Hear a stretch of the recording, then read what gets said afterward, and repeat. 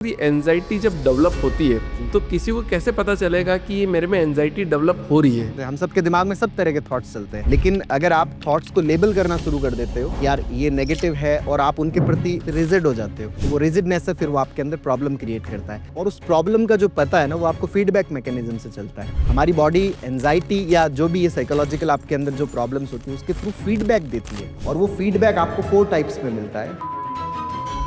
तो एंजाइटी और डिप्रेशन दोनों में क्या डिफरेंस होता है? एंजाइटी के अंदर जो है वो ओवर थिंकिंग है, वो बहुत ज़्यादा होती है। मतलब यूँ समझिए कि आपके दिमाग में थॉट्स बहुत ज़्यादा चलते हैं, जबकि डिप्रेशन के अंदर जो है वो थॉट्स का मामला आपके अंदर बहुत कम होता है। तो जैसे आपने भी एक सामान्य एक वर्ड यूज़ किया कि मैं डिप्रेशन में चला गया था, जबकि वो डिप्रेशन नहीं था, वो एक प्रकार की एंजाइटी ही थी।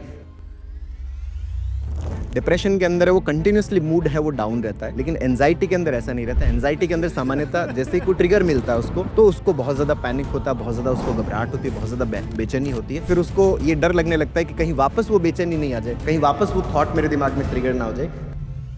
और हर बंदा ये बात करता है कि सब कुछ सही चल रहा है पर अच्छा नहीं लग रहा है। इसको कैसे डिफाइन करते हैं? पैसा भी है मेरे पास में, पोस्ट भी है मेरे पास में, पावर भी है, सब कुछ है मेरे पास में, लेकिन मेरा जो चीज़ों को इवेलुएट करने का तरीका अगर नेगेटिव है, मेरा अगर परसेप्शन अगर नेगेटिव है, तो मुझे कंटिन्यूसली इनसिक्योरिटी फील होता रहेगा। उस इनसिक्योरिटी के कारण मैं चीज़ों को प्राप्त तो कर रहा हूँ, लेकिन जो चीज़ें मुझे मिल रही है उन चीज़ों से भी मेरी वो इनसिक्योरिटी खत्म नहीं हो रही। कोई भी इमोशन आता है, कुछ भी, मतलब प्यार का इमोशन आएगा तो दबाएंगे, गुस्सा आएगा तो दबाएंगे, रोना आएगा तो दबाएंगे। कंट्रोल करो, कंट्रोल करो। और खासकर तो लड़कों को। अब मुझे बताओ कि लड़कों में ज़्यादा ये प्रॉब्लम होती है एंजाइटी डिप्रेशन की, या लड़कियों में ज़्यादा होती है? सर वैसे तो देखिए, इसको आप ऐसे डिस्क्रिमिनेट नहीं कर सकते कि ये मेल में ज़्यादा है या ये फीमेल में ज़्यादा है। दोनों में इक्वल है, क्योंकि इसका पार्ट इससे रिलेटेड है कि आपका सोचने का तरीका कैसा है।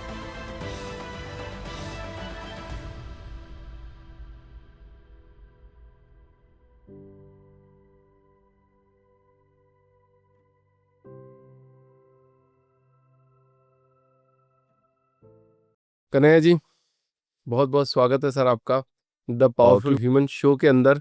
जी। सर, मैं आपसे बात करने से पहले एक छोटी सी बात थोड़ी ऑडियंस को बताना चाहता हूँ। देखो, आज के इस पॉडकास्ट में ना बहुत गजब की बात हम करने वाले हैं, और वो है मेंटल हेल्थ पर। और उससे पहले मैं खुद बता दूं कि 1 साल पहले ना मैं खुद डिप्रेशन का शिकार हो गया था। बहुत शॉर्ट ड्यूरेशन के लिए हुआ था। आप भी मान के चलो, कम से कम 15 से 20 दिन के लिए मुझे बहुत ऐसा लगने लगा था कि मैं मरने वाला हूँ आज ही। बट समहाउ कन्हैया जी के वीडियोस मेरे सामने आए, और मैंने उनकी वीडियोस को देखना चालू किया। और मेरी मेरी 15 दिन की जो जर्नी है ना, अगर शायद इनकी वीडियो नहीं आते तो शायद मैं डिप्रेशन में चला जाता था, आपके सामने पॉडकास्ट नहीं कर रहा होता और आपके लिए अच्छा कंटेंट नहीं ला रहा होता। ये मेरी पर्सनल लाइफ की जर्नी है, जो मैंने कहीं भी तक अभी तक बताई नहीं है। बट मैं आज शेयर कर रहा हूँ, क्योंकि मेरे को कन्हैया जी से मिलने का आज मौका मिल गया, और पूछने का आज मैं इनसे पूछ सकता हूँ, बातें कर सकता हूँ। सारी दुनिया के जितने भी लोग हैं मेंटल डिसऑर्डर से, उनको लगता है वो मर जाएंगे या फिर कुछ हो जाएगा, घबराहट बहुत होती है, सब कुछ अच्छा हो रहा था फिर भी टेंशन हो रही होती है लाइफ में, पेरेंटिंग से लेकर बुढ़ापे तक एक मेंटल स्ट्रेस हमेशा रहता है किसी भी एक आम आदमी की ज़िंदगी में। तो सारी बातें आज कन्हैया जी से डिस्कस करेंगे और जानने की कोशिश करेंगे कि ये सब क्यों होता है। सो कन्हैया जी, बहुत बहुत बहुत स्वागत है सर आपका द पावरफुल ह्यूमन शो के अंदर। पहला सवाल आपके लिए सर, आज मेंटल हेल्थ को लेकर इंडिया में आज भी लोग खुलकर बात क्यों नहीं करते हैं सर? सर एक्चुअल में क्या है कि मैं तो पहले सबसे पहले तो आप ही का ही धन्यवाद करना चाहूँगा कि आपने क्या है कि मेंटल हेल्थ के लिए इतना अच्छा काम किया कि सबसे पहले आपने इस चीज़ के बारे में बोला कि भाई मैं इस चीज़ से सफ़र किया और उसके बाद में मैं हील हुआ। क्योंकि सबसे ज़्यादा जो लोग जो है इसको लेके बहुत ज़्यादा स्टिग्मा बना हुआ है। यूँ स्टिग्मा बना हुआ, हालाँकि है नहीं ऐसा, कि उनको लगता है कि जैसे अगर ये चीज़ बाहर आ गई या इसके ऊपर अगर किसी को पता चल गया, तो हमारी जो फ्यूचर की जो जर्नी है वो गड़बड़ हो जाएगी, या लोग हमें अलग-अलग तरीके से टॉन्ट करेंगे, ताने मारेंगे, है ना? या मेरे जो लाइफ़ की प्रोडक्टिविटी है वो उस लेवल तक नहीं पहुँच पाएगी जिस लेवल पर मैं पहुँचना चाहता हूँ। लोग जो है वो खूब मेरा मज़ाक बनाएँगे। तो उन सब चीज़ों को जो दिमाग में जो चलता है, क्योंकि आप जब स्ट्रेस में होते हो या जब आप एंग्ज़ायटी में होते हो, आपका वैसे ही जो पार्ट है वो नेगेटिव थिंकिंग का हो रखा होता है। तो आप अपने फ्यूचर को भी नेगेटिव वे में इवैल्यूएट करते हो। आप अपनी सराउंडिंग को भी नेगेटिव वे में इवैल्यूएट करते हो, और आप अपने जीवन के हर घटनाक्रम को नकारात्मक तरीके से इवैल्यूएट करते हो। उसको उस दृष्टिकोण से देखते हो। तो फिर आपको लगता है कि अगर ये चीज़ पता चल गई, है ना? क्योंकि आपको अगर किसी को हार्ट का प्रॉब्लम होता है ना, वो आराम से डिस्कस करने जाता है। किसी को किडनी का प्रॉब्लम होता है, वो आराम से डिस्कस करने जाता है। किसी को अगर डायबिटीज़ होती है, तो वो आराम से डिस्कस करने जाता है। लेकिन मेंटल हेल्थ को लेके ये रहता है कि नहीं यार, अगर ये पता चला तो ये मेरे लिए क्या है कि एक ऐसा पॉइंट हो जाएगा कि शायद मैं अपनी ज़िंदगी में नॉर्मल नहीं हो पाऊँगा। इस कारण से इसके ऊपर खुलकर बातचीत नहीं होती, जबकि वो भी एक उसके एक नेगेटिव परसेप्शन का ही पार्ट है, जिसको आप कह सकते हो कि एक सोशली एक एडप्टेड एक परसेप्शन बना हुआ है कि सब लोगों के अंदर है, जो नॉर्मली भी रह रहे हैं, उनके अंदर भी ये एक पार्ट बना हुआ है कि अच्छा, अगर बाहर पता चला तो फिर मामला गड़बड़ हो जाएगा। राइट, मतलब आज भी एंजाइटी डिप्रेशन जब आप किसी साइकेट्रिस्ट के पास जाते हो तो ऐसे क्यों बोला जाता है पागल है ये एक्चुअल में क्या है कि शुरुआत में जो साइकियाट्रिस्ट आए थे, है ना? इनिशियली जो इसका डेवलपमेंट हुआ था, तो इनिशियली जो साइकियाट्रिस्ट वो मैक्सिमम जो साइकोटिक जो पेशेंट्स होते थे, जो बहुत ज़्यादा मतलब खराब स्थिति में होते थे, और उस समय शुरुआत में इतनी अच्छी ट्रीटमेंट की मॉडलिटीज़ नहीं होती थी। तो यही धीरे शुरुआत में समझा जाता था कि भाई साहब इनका कोई इलाज नहीं होता, और शुरुआत जो होती थी कि जैसे असाइलम्स बने थे। अभी आप देखते हो कि बहुत कम मेंटल असाइलम्स है ना? शुरुआत में पहले कुछ भी होता था कि अच्छा इसको पागलखाने भेजा जाए, या आगरा का बहुत ज़्यादा ज़िक्र किया जाता था कि इसको तो आगरा भेजा जाएगा या रांची भेजा जाएगा। लेकिन अब ऐसा नहीं है, क्योंकि धीरे-धीरे ट्रीटमेंट मॉडलिटीज़ है वो अच्छी-अच्छी आ रही है, थेरेपीज़ आ रही है, और जो ट्रेन्ड पर्सन्स है वो आ रहे हैं। मेन चीज़ है कि इसके प्रति अवेयरनेस जो है वो बहुत कम है। तो अवेयरनेस जैसे-जैसे धीरे-धीरे बढ़ती है, तो फिर ये पार्ट है, ये भी अपने आप धीरे-धीरे कम होने लगता है कि जैसे अभी हमारे पास में जो मुझसे डिस्कस करने आते हैं, तो सिंपल वो अगर उनको बेचैनी हो रही है तब भी वो मुझसे संपर्क करते हैं, इवन उनका हेडेक हो रहा है तब भी वो मुझसे संपर्क करते हैं। अगर उनके चेस्ट पेन हो रहा है, अब चेस्ट पेन का और आपके ब्रेन का क्या रिलेशन? कई लोगों के दिमाग में आता है कि भाई ये दोनों आपस में कैसे लिंक्ड है, या किसी के पेट की प्रॉब्लम हो रही है तब भी वो आ रहा है। तो वो अपने आप को कोई पागल कंसीडर नहीं करते, क्योंकि पागलपन एक अलग चीज़ है, और साइकियाट्री के अंदर पागलपन जैसा वैसे कुछ होता नहीं है। लेकिन ये हम एक सामान्य बोलचाल की भाषा में हम यूज़ करते हैं कि अच्छा पागल है क्या? अच्छा तेरा दिमाग खिसका हुआ है क्या? ये बातें हम बोलचाल की भाषा में बोलते हैं, जिसको आप जैसे आप यूँ समझ सकते हो कि किसी को टॉन्ट मारना है, या किसी को नीचा दिखाना है, या किसी को किसी भी तरह से परेशान करना है, तो उस तरीके से ये यूज़ होता है। बाकी ऐसा एग्ज़ैक्टली नहीं है, क्योंकि हर चीज़ जो है वो नॉर्मल होने की दिशा में है। अगर कोई भी आपके डेवलपमेंटली आपका जो लाइफ़ चल रहा है, इवोल्यूशन जो आपका चल रहा है, उस दरमियान अगर कोई भी चीज़ होती है, तो उसका प्रॉपर ट्रीटमेंट है। बस वो प्रॉपर ट्रीटमेंट अगर मिल जाए, तो चीज़ें नॉर्मल भी हो जाती है। अच्छा कन्हैया जी, है ना, इंडिया के अंदर अप्रोक्सीमेटली लगभग इसे रिपोर्ट है जी। कि 1 लाख लोगों पे 0.5% साइकेट्रिस्ट है, जबकि होने चाहिए 3, और आप उनमें से एक हैं जो लोगों को हेल्प कर रहे हैं मेंटल डिसऑर्डर से बाहर निकालने की, अगर उनको कुछ परेशानी आ गई है। और हम पॉडकास्ट भी इसलिए कर रहे हैं ताकि इंडिया में ये सदाबहार पॉडकास्ट बनाने की कोशिश करेंगे कि जब तक दुनिया रहेगी मेंटल थिंग रहेगी, और ये पॉडकास्ट तब तक चलना चाहिए। जी। तो मेरा ये सवाल है कि जब भी कोई प्रोडक्ट या फिर कोई चीज़ बनाते हैं या फिर कोई किसी चीज़ में घुसता है, तो उसके ऊपर सबसे पहले वो चीज़ घटना घटित होती है। तो कन्हैया जी, आप इस फील्ड में आए क्यों? सर, आपने जैसे एक ये बात बोला ना कि बहुत कम साइकियाट्रिस्ट हैं। सबसे बड़ा प्रॉब्लम क्या है कि जो मेडिकल जो फ़ील्ड है, उसके अंदर भी बहुत ज़्यादा स्टिग्मा है इस ब्रांच को लेके, है ना? और ब्रांच चुनने के 2 तरीके हैं, या तो आपने चुना, या फिर ब्रांच ने आपका चुनाव किया। क्योंकि आपको वो अवेलेबल नहीं हो रहा था जो आप चाह रहे थे, तो फिर आपको इसमें आना पड़ा। अब आने के बाद में अगर आपको उस ब्रांच से प्रेम हो जाता है, तो आप उसमें बहुत अच्छा काम करते हो। अगर प्रेम नहीं होता, तो आप लाइफ़ लॉन्ग हमेशा आपके दिमाग में रहता है कि काश मैं उस ब्रांच में होता, तो मैं बढ़िया कर पाता। तो साइकियाट्री को लेके जो मेडिकल फील्ड के अंदर भी बहुत ज़्यादा एक नेगेटिव परसेप्शन बना हुआ है, और ज़्यादातर तो जैसे हम लोग, जैसे मैं खुद भी एमबीबीएस करता था, तो मेरे साथी भी यही बोलते थे, या फिर मैं जब एमडी कर रहा था, जब मैं साइकियाट्री के अंदर, तो भी मेरे साथ वाले भी यही कह रहे थे कि भई जो व्यक्ति साइकियाट्री के अंदर प्रैक्टिस कर रहा होता है, तो वो खुद भी साइकियाट्रिक पेशेंट हो जाता है। इस तरह की ये बातें बोली जाती थी, या फिर उसका जो खुद का जो मान ली जैसे शादी को लेके भी होता है कि भई उसकी शादी अब बड़ी डिफ़िकल्टी के साथ में होती है। बहुत सारे कि वो अपना करियर सेटलमेंट है वो प्रॉपर नहीं कर पाता। तो ये बहुत सारे स्टिग्मा जो है वो मेडिकल फ़ील्ड के अंदर भी जुड़े हुए हैं, जैसे जो मैंने मेरे जीवन में के अंदर फ़ेस किए। और जब मुझे भी जब ये था कि भई अपन साइकियाट्री, तो मेरा ये था कि नहीं, अपन साइकियाट्री तो नहीं लेंगे। लेकिन जब पीजी में सिलेक्शन हुआ, और मैं जब जयपुर में काउंसलिंग में गया, तो मेरे सामने 2 ऑप्शन अवेलेबल थे कि ईएनटी और साइकियाट्री, इनमें से एक का चुनाव किया जाए। तो मेरा ये था कि भई अपने को दोनों मिल रही है बीकानेर की, तो मैं ईएनटी ले लेता हूँ, जो नाक कान गले का डॉक्टर होता है, मैं वो बन जाता हूँ, साइकियाट्री नहीं लेंगे। क्योंकि ये तो भाई साहब, क्योंकि अभी अपनी शादी भी नहीं हुई है और पूरा जीवन बाकी है, तो इसमें अपन कैसे बिताएँगे? क्योंकि भरोसा करना बड़ा मुश्किल होता है उस समय। तो क्योंकि आप अपनी जो सुनी-सुनाई बातें, उन्हीं से आप अपने जीवन को चला रहे होते हो।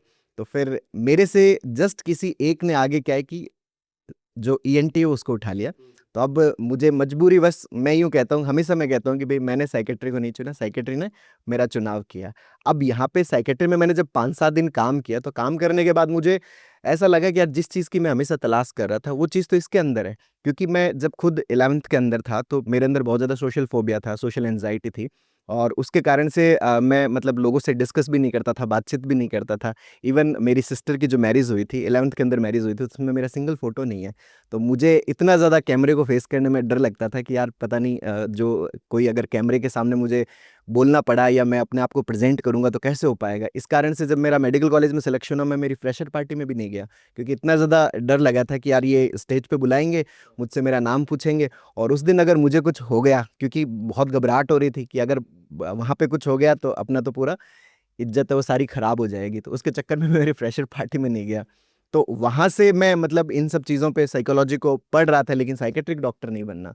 लेकिन जब इसमें सिलेक्शन हुआ, ब्रांच ने चुना, तो फिर उसके बाद में जब मैंने इसमें काम किया, तो मुझे मेरे जीवन के बहुत सारे प्रश्नों के उत्तर मिले। मुझे यूँ लगा कि हर दिन जो मैं किसी भी व्यक्ति से डिस्कस करता हूँ या हर किसी की कहानी के बारे में मैं चर्चा करता हूँ, बेसिकली वो किसी और की कहानी नहीं है, वो मेरी कहानी होती है। मुझे इतना अच्छा लगा, हर दिन ऐसा लगता था कि यार मैं अपनी ज़िंदगी के किसी पन्ने को है वो मैं पलट रहा हूँ। तो वहाँ से मुझे इसमें बहुत ज़्यादा आनंद आया, बहुत ज़्यादा अच्छा लगा, तो फिर धीरे-धीरे इसमें काम करना शुरू किया। कनक जी, ये बात तो प्रूव हो गई आज कि ना नियति आपका अगर चुनाव करती है तो बिल्कुल सही करती है और आप उसका एकदम राइट हो। देखो आपने आज ये वीडियो बनाया, सब कुछ किए, तो मेरी ज़िंदगी भी सुधरी, हज़ारों लाखों लोगों की ज़िंदगी सुधर रही है। जो आपका एक्सप्लेनेशन करने का तरीका है, जो आपका एग्जाम्पल देने का तरीका है, उससे सब कुछ चेंज हो रहा है। अब इस पॉडकास्ट की एक्चुअल शुरुआत करते हैं सर अपन। अब मुझे बताओ कि पहले तो एंजाइटी और डिप्रेशन 2 अलग-अलग वर्ड है और ये दोनों में क्या डिफरेंस होता है? सर एंजाइटी और डिप्रेशन में अगर अपन मोटे तौर पे अगर देखना चाहें, तो एंजाइटी के अंदर जो है वो ओवरथिंकिंग है वो बहुत ज़्यादा होती है। मतलब यूँ समझिए कि पर जो मिनट है आपके दिमाग में थॉट्स बहुत ज़्यादा चलते हैं। जबकि डिप्रेशन के अंदर जो है वो थॉट्स का मामला आपके अंदर बहुत कम होता है। थॉट्स आपके अंदर उतने ज़्यादा नहीं चलते। ऐसे भी अगर आप मान लो किसी डिप्रेस्ड पर्सन से आप बात कर रहे होंगे, तो जैसे आपने भी एक सामान्य एक वर्ड यूज़ किया कि मैं डिप्रेशन में चला जाए गया था, जबकि वो डिप्रेशन नहीं था, वो एक प्रकार की एंजाइटी ही थी। क्योंकि जब आप बहुत ज़्यादा ओवरथिंकिंग में होते हो, डिप्रेशन के अंदर आप किसी से बात करते हो, तो आप 10 बार बोलोगे तो वो 2-4 बार आपको उत्तर देगा। लेकिन एंग्ज़ायटी के अंदर ऐसा रहेगा कि मैं अपने सारे आंसर्स बता दूँ, कोई ऐसा पॉइंट ना रह जाए जो मिस हो जाए या इनको एनालाइज़ करने के अंदर कोई डाउट हो जाए, मैं सारी चीज़ें अच्छे से क्लियर कर दूँ। मतलब आप 1-2 बार बोलोगे और सामने वाला आपको कम से कम 10-15 बार आपको उत्तर देगा उसका। हर तरह से एकदम कन्फर्म करेगा कि आपको समझ में आ गया ना, मैं क्या बोल रहा हूँ, आप एग्ज़ैक्टली समझ तो रहे हो ना? तो इस तरह के ऊपर जाएगा। डिप्रेशन के अंदर है वो कंटिन्यूअसली मूड है वो डाउन रहता है, लेकिन एंग्ज़ायटी के अंदर ऐसा नहीं रहता। एंग्ज़ायटी के अंदर सामान्यतः जैसे ही कोई ट्रिगर मिलता है उसको, तो उसको बहुत ज़्यादा पैनिक होता है, बहुत ज़्यादा उसको घबराहट होती है, बहुत ज़्यादा बेचैनी होती है, शुरुआती जो टाइम होता है। धीरे-धीरे ठीक है कि फिर उसको ये डर लगने लगता है कि कहीं वापस वो बेचैनी नहीं आ जाए, कहीं वापस वो थॉट मेरे दिमाग में ट्रिगर ना हो जाए, कहीं वापस मुझे वो घबराहट, वो फ़ियर ना आ जाए, तो उसके चक्कर में वो पहले से ही क्या है कि एंटिसिपेट करना शुरू कर देता है और वो जो एंटिसिपेशन है, वो एंटिसिपेशन उसके अंदर कंटिन्यूअसली उसके अंदर घबराहट को रखता है। तो मतलब एक जैसे एक मेरा फ्रेंड है, तो अभी जैसे उसको एक बार क्या केस हुआ कि वो बोलता है कि मेरे को जैसे कोई भी मेरे ऊपर आके ऐसा ऐसे हावी होके बोलता है, तो उससे थोड़ा तेज़ बोलेगा, तो उसको लगता है कि वो उसको मार देगा। जी। तो ये क्या है? ये एंग्ज़ायटी है ये या एंग्ज़ायटी डिप्रेशन? नहीं, ये एंग्ज़ायटी का पार्ट है, ये डिप्रेशन नहीं है कि डिप्रेशन के अंदर आप मतलब कोई आपको बोले चाहे ना बोले, आपका खुद का ही परसेप्शन ऐसा बना होता है, आपका मूड ऑलरेडी जो लो होता है, आप हर तरह से जो परसेप्शन अपना जो एनवायरनमेंट होता है, उसको पूरी तरह से नेगेटिवली इवैल्यूएट 24 घंटे रखते हैं। लेकिन एंग्ज़ायटी के अंदर आप बीच-बीच में ठीक भी फ़ील करते हैं, अच्छा फ़ील करते हैं, पूरे दिन के अंदर स्विंग्स होती है। तो एंग्ज़ायटी वाले अक्सर अपने आप को क्या है कि बाइपोलर समझने लगते हैं कि यार कभी तो मैं बहुत ज़्यादा खुश होता हूँ और अचानक ऐसी स्थिति होती है कि यार मैं बहुत ज़्यादा खराब महसूस करने लग जाता हूँ, जबकि वो बाइपोलैरिटी नहीं है, वो एंग्ज़ायटी का ही पार्ट है। लेकिन वो अपने आप को इस तरह से डिफ़ाइन करने लगते हैं। वो अपने डायग्नोसिस बनाने लगते हैं कि शायद मैं इस डायग्नोसिस में फिट बैठता हूँ, शायद मैं इसमें फिट बैठता हूँ। वो रिसर्च बहुत ज़्यादा करते हैं, इंटरनेट पे भी बहुत ज़्यादा रिसर्च करते हैं अपनी प्रॉब्लम के बारे में, उसके सॉल्यूशंस के बारे में। ये सारा इसी एंग्ज़ायटी का ही पार्ट है। तो 3 पार्ट हो गए क्या? एंग्ज़ायटी, बाइपोलर, डिप्रेशन या और भी पार्ट होते हैं इससे? नहीं, मेजर सबसे बड़ा तो है कि एक तो साइकोसिस है, एक न्यूरोसिस का पार्ट है ना? साइकोसिस के अंदर जो आते हैं वो बाइपोलर और स्किज़ोफ्रेनिया वाला जो पार्ट है वो उसके अंदर आता है और जो न्यूरोसिस वाला पार्ट है, न्यूरोसिस के अंदर एंग्ज़ायटी वाला पार्ट आता है, डिप्रेशन वाला पार्ट आता है, ओसीडी वाला पार्ट आता है। एंग्ज़ायटी के अंदर एंग्ज़ायटी का डोमेन बहुत ज़्यादा बड़ा है, उसी के अंदर जितने भी तरह के फ़ोबिया हैं, चाहे वो आपको पानी से डर लगता हो, चाहे वो आपको फ्लाइट से डर लगता हो, चाहे वो आपको किसी भी चीज़ से, गंदगी से डर लगता हो, ये सारा कुछ पार्ट है वो आपका एंग्ज़ायटी के डोमेन में आता है। मतलब किसी भी चीज़ से डर लगना। जी। अच्छा, आपने जब प्रैक्टिस स्टार्ट किया था सर, तो पहला क्लाइंट आपका क्या था और क्यों, मतलब किस तरह का आपके पास सिचुएशन आई? मेरे पास में जो क्लाइंट आते थे तो मुझे उनसे क्या बातचीत करना बहुत अच्छा लगता था।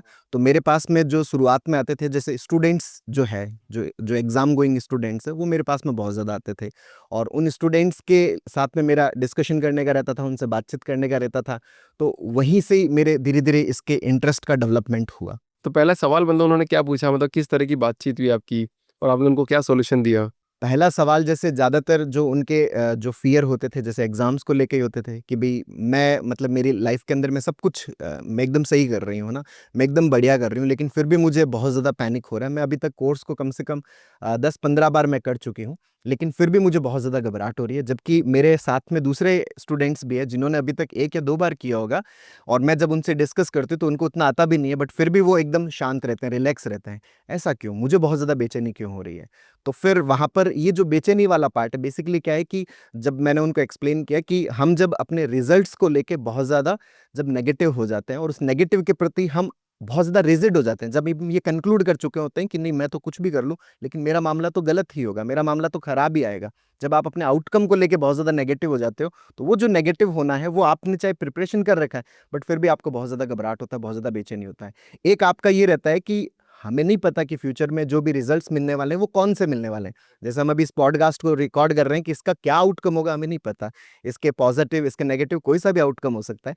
लेकिन आउटकम को लेके जब आप रिजिड हो जाते हो कि नहीं मैंने जैसा सोचा वैसा ही होगा और मैं नेगेटिव को लेके रिजिड हो जाता हूँ, तो फिर हमें बहुत ज़्यादा घबराहट, बहुत ज़्यादा बेचैनी होती है। लेकिन अगर आप इस बात पे चलते हो कि नहीं यार मैंने मेरी तरफ से जो भी प्रिपरेशन करना है वो प्रिपरेशन मैंने कर लिया है। अब इसका जो भी आउटकम आएगा आई विल एक्सेप्ट इट। जैसे भगवद गीता के अंदर बोलते हैं कि भाई तुम कर्म करो, फल की इच्छा मत करो क्योंकि फल जो है, फ्रूट जो है, वो बहुत सारे फैक्टर्स पे डिपेंड करता है। आप अपना पार्ट प्ले कर सकते हो। आप एक कंपनी में काम करते हो, कंपनी के अंदर एक जो भी एम्प्लॉयी है वो अपना काम कर सकता है। आउटकम क्या मिलेगा वो तो बहुत सारे फैक्टर्स है। कितना एक पूरा एनवायरनमेंट है, आप अलग हो और पूरा अस्तित्व आपका एनवायरनमेंट है। तो अस्तित्व का और आपका दोनों का एक साथ-साथ सपोर्ट चलता है और वो भी आपके लाइफ के अंदर आपका तो मैं मानता हूँ कि 1% से भी बहुत कम पार्ट है। बाकी का सारा पार्ट है ये पूरे अस्तित्व का पार्ट है, पूरे एनवायरनमेंट का पार्ट है। तो वो जो सिचुएशंस है, वो सिचुएशंस और आपके एफर्ट्स दोनों मिलकर आउटकम को कंट्रोल करते हैं। तो एनवायरनमेंट वाला पार्ट आप अपने हिस्से में कंट्रोल नहीं कर सकते, तो उसको आपको एक्सेप्ट करना होता है, उसको छोड़ना होता है कि हाँ ठीक है, whatever comes I will accept it. तो फिर आप धीरे-धीरे अपने आप को रिलैक्स कर लेते हो। यही तो सबसे बड़ी दुविधा है कि आउटकम को छोड़े कैसे? सदियों से तो यही बात चली आ रही है। अब आप भी कंटेंट क्रिएशन की दुनिया में हो, बहुत सारे लोग हैं, अब व्यूज़ नहीं आते, लाइक्स नहीं आते, जब स्क्रॉल करते हैं तो सुसाइड भी कर लेते हैं लोग। जी, जी, जी। आप कैसे मेंटेन करते हो इस पर्टिकुलर चीज़ को? नहीं, एक्चुअल में आउटकम जो है आप अगर ये मानते हो ना कि मैंने मेरी तरफ से किया है वो एकदम सही किया है। अब इसके अंदर जो सिचुएशंस की डिमांड है उस डिमांड के अकॉर्डिंग मैंने फुलफ़िल कर दिया है। नहीं, वो कभी भी पॉसिबल नहीं है क्योंकि सिचुएशंस की क्या डिमांड है वो आप असेस नहीं कर सकते कि परिस्थितियाँ आपसे क्या चाहती है, सिचुएशंस आपकी क्या चाहती है, जो करंट सिचुएशंस है वो किस तरह से बना हुआ है। आप अपना पार्ट प्ले कर सकते हो लेकिन आप अपने पार्ट को प्ले करने के बाद में अगर आप ये कंक्लूड कर लेते हो कि मैंने जो भी 100% जो राइट पाथ था, मैंने वो राइट पाथ यूज़ कर लिया है, तो मुझे ये आउटकम मिलना चाहिए। जैसे मान लो घर के अंदर भी ऐसा होता है कि एक भाई काम कर रहा है और दूसरा भाई कम काम कर रहा है। तो एक को अगर ये लगने लग जाए कि नहीं ये तो सारा मेरे कारण से चल रहा है, तो मुझे वो रिगार्ड, वो रिस्पेक्ट सबसे मुझे उतना ही मिलना चाहिए, उससे ज़्यादा मुझे मिलना चाहिए क्योंकि मैं बहुत ज़्यादा कर रहा हूँ। क्योंकि ये सारा कुछ सिस्टम मैं ही चला रहा हूँ, वो तो कुछ ही नहीं चला रहा, बाकी सब तो क्या करते हैं, बाकी तो सारे घर के अंदर बैठे रहते हैं, कोई काम नहीं करते। जबकि ऐसा नहीं है।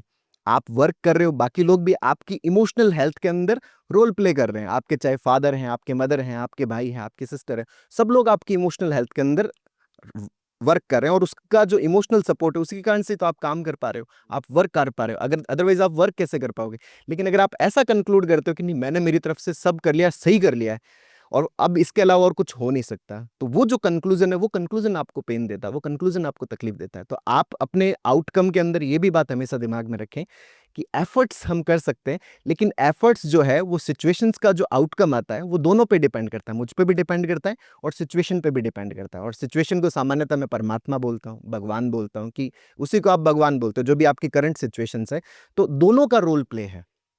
अगर सिचुएशंस वो नहीं है, मान लीजिए कि मैं अभी 5th क्लास में पढ़ता हूँ और मैं ये सोचता हूँ कि नहीं मैं मतलब मैं 5th का एग्ज़ाम दे रहा हूँ तो मेरे नंबर बराबर आने चाहिए, लेकिन मैंने अप टू उस एग्ज़ाम की मैंने तैयारी नहीं कर रखी, मैंने 10th की अप टू वो तैयारी नहीं कर रखी, मेरा जो नॉलेज है अभी भी वो 8th का है, मेरा 9 और 10th का नॉलेज नहीं है, तो मुझे वो आउटकम नहीं मिलेगा। लेकिन मैं अपने दिमाग में ये कंसिडर करके रखता हूँ कि नहीं, मुझे आउटकम मिलना चाहिए, क्योंकि मैं 10th में पढ़ रहा हूँ, जबकि मैंने पढ़ाई नहीं कर रखा, मेरे अंदर उस नॉलेज की इनसाइट नहीं है, मेरे अंदर उसकी अवेयरनेस नहीं है, तो मुझे आउटकम नहीं मिलेगा। आउटकम नहीं मिलेगा तो मैं परेशान होऊँगा कि यार मुझे क्यों नहीं मिल रहा, जबकि मैं एफर्ट्स तो सब कुछ डाल रहा हूँ, जबकि ऐसा नहीं है।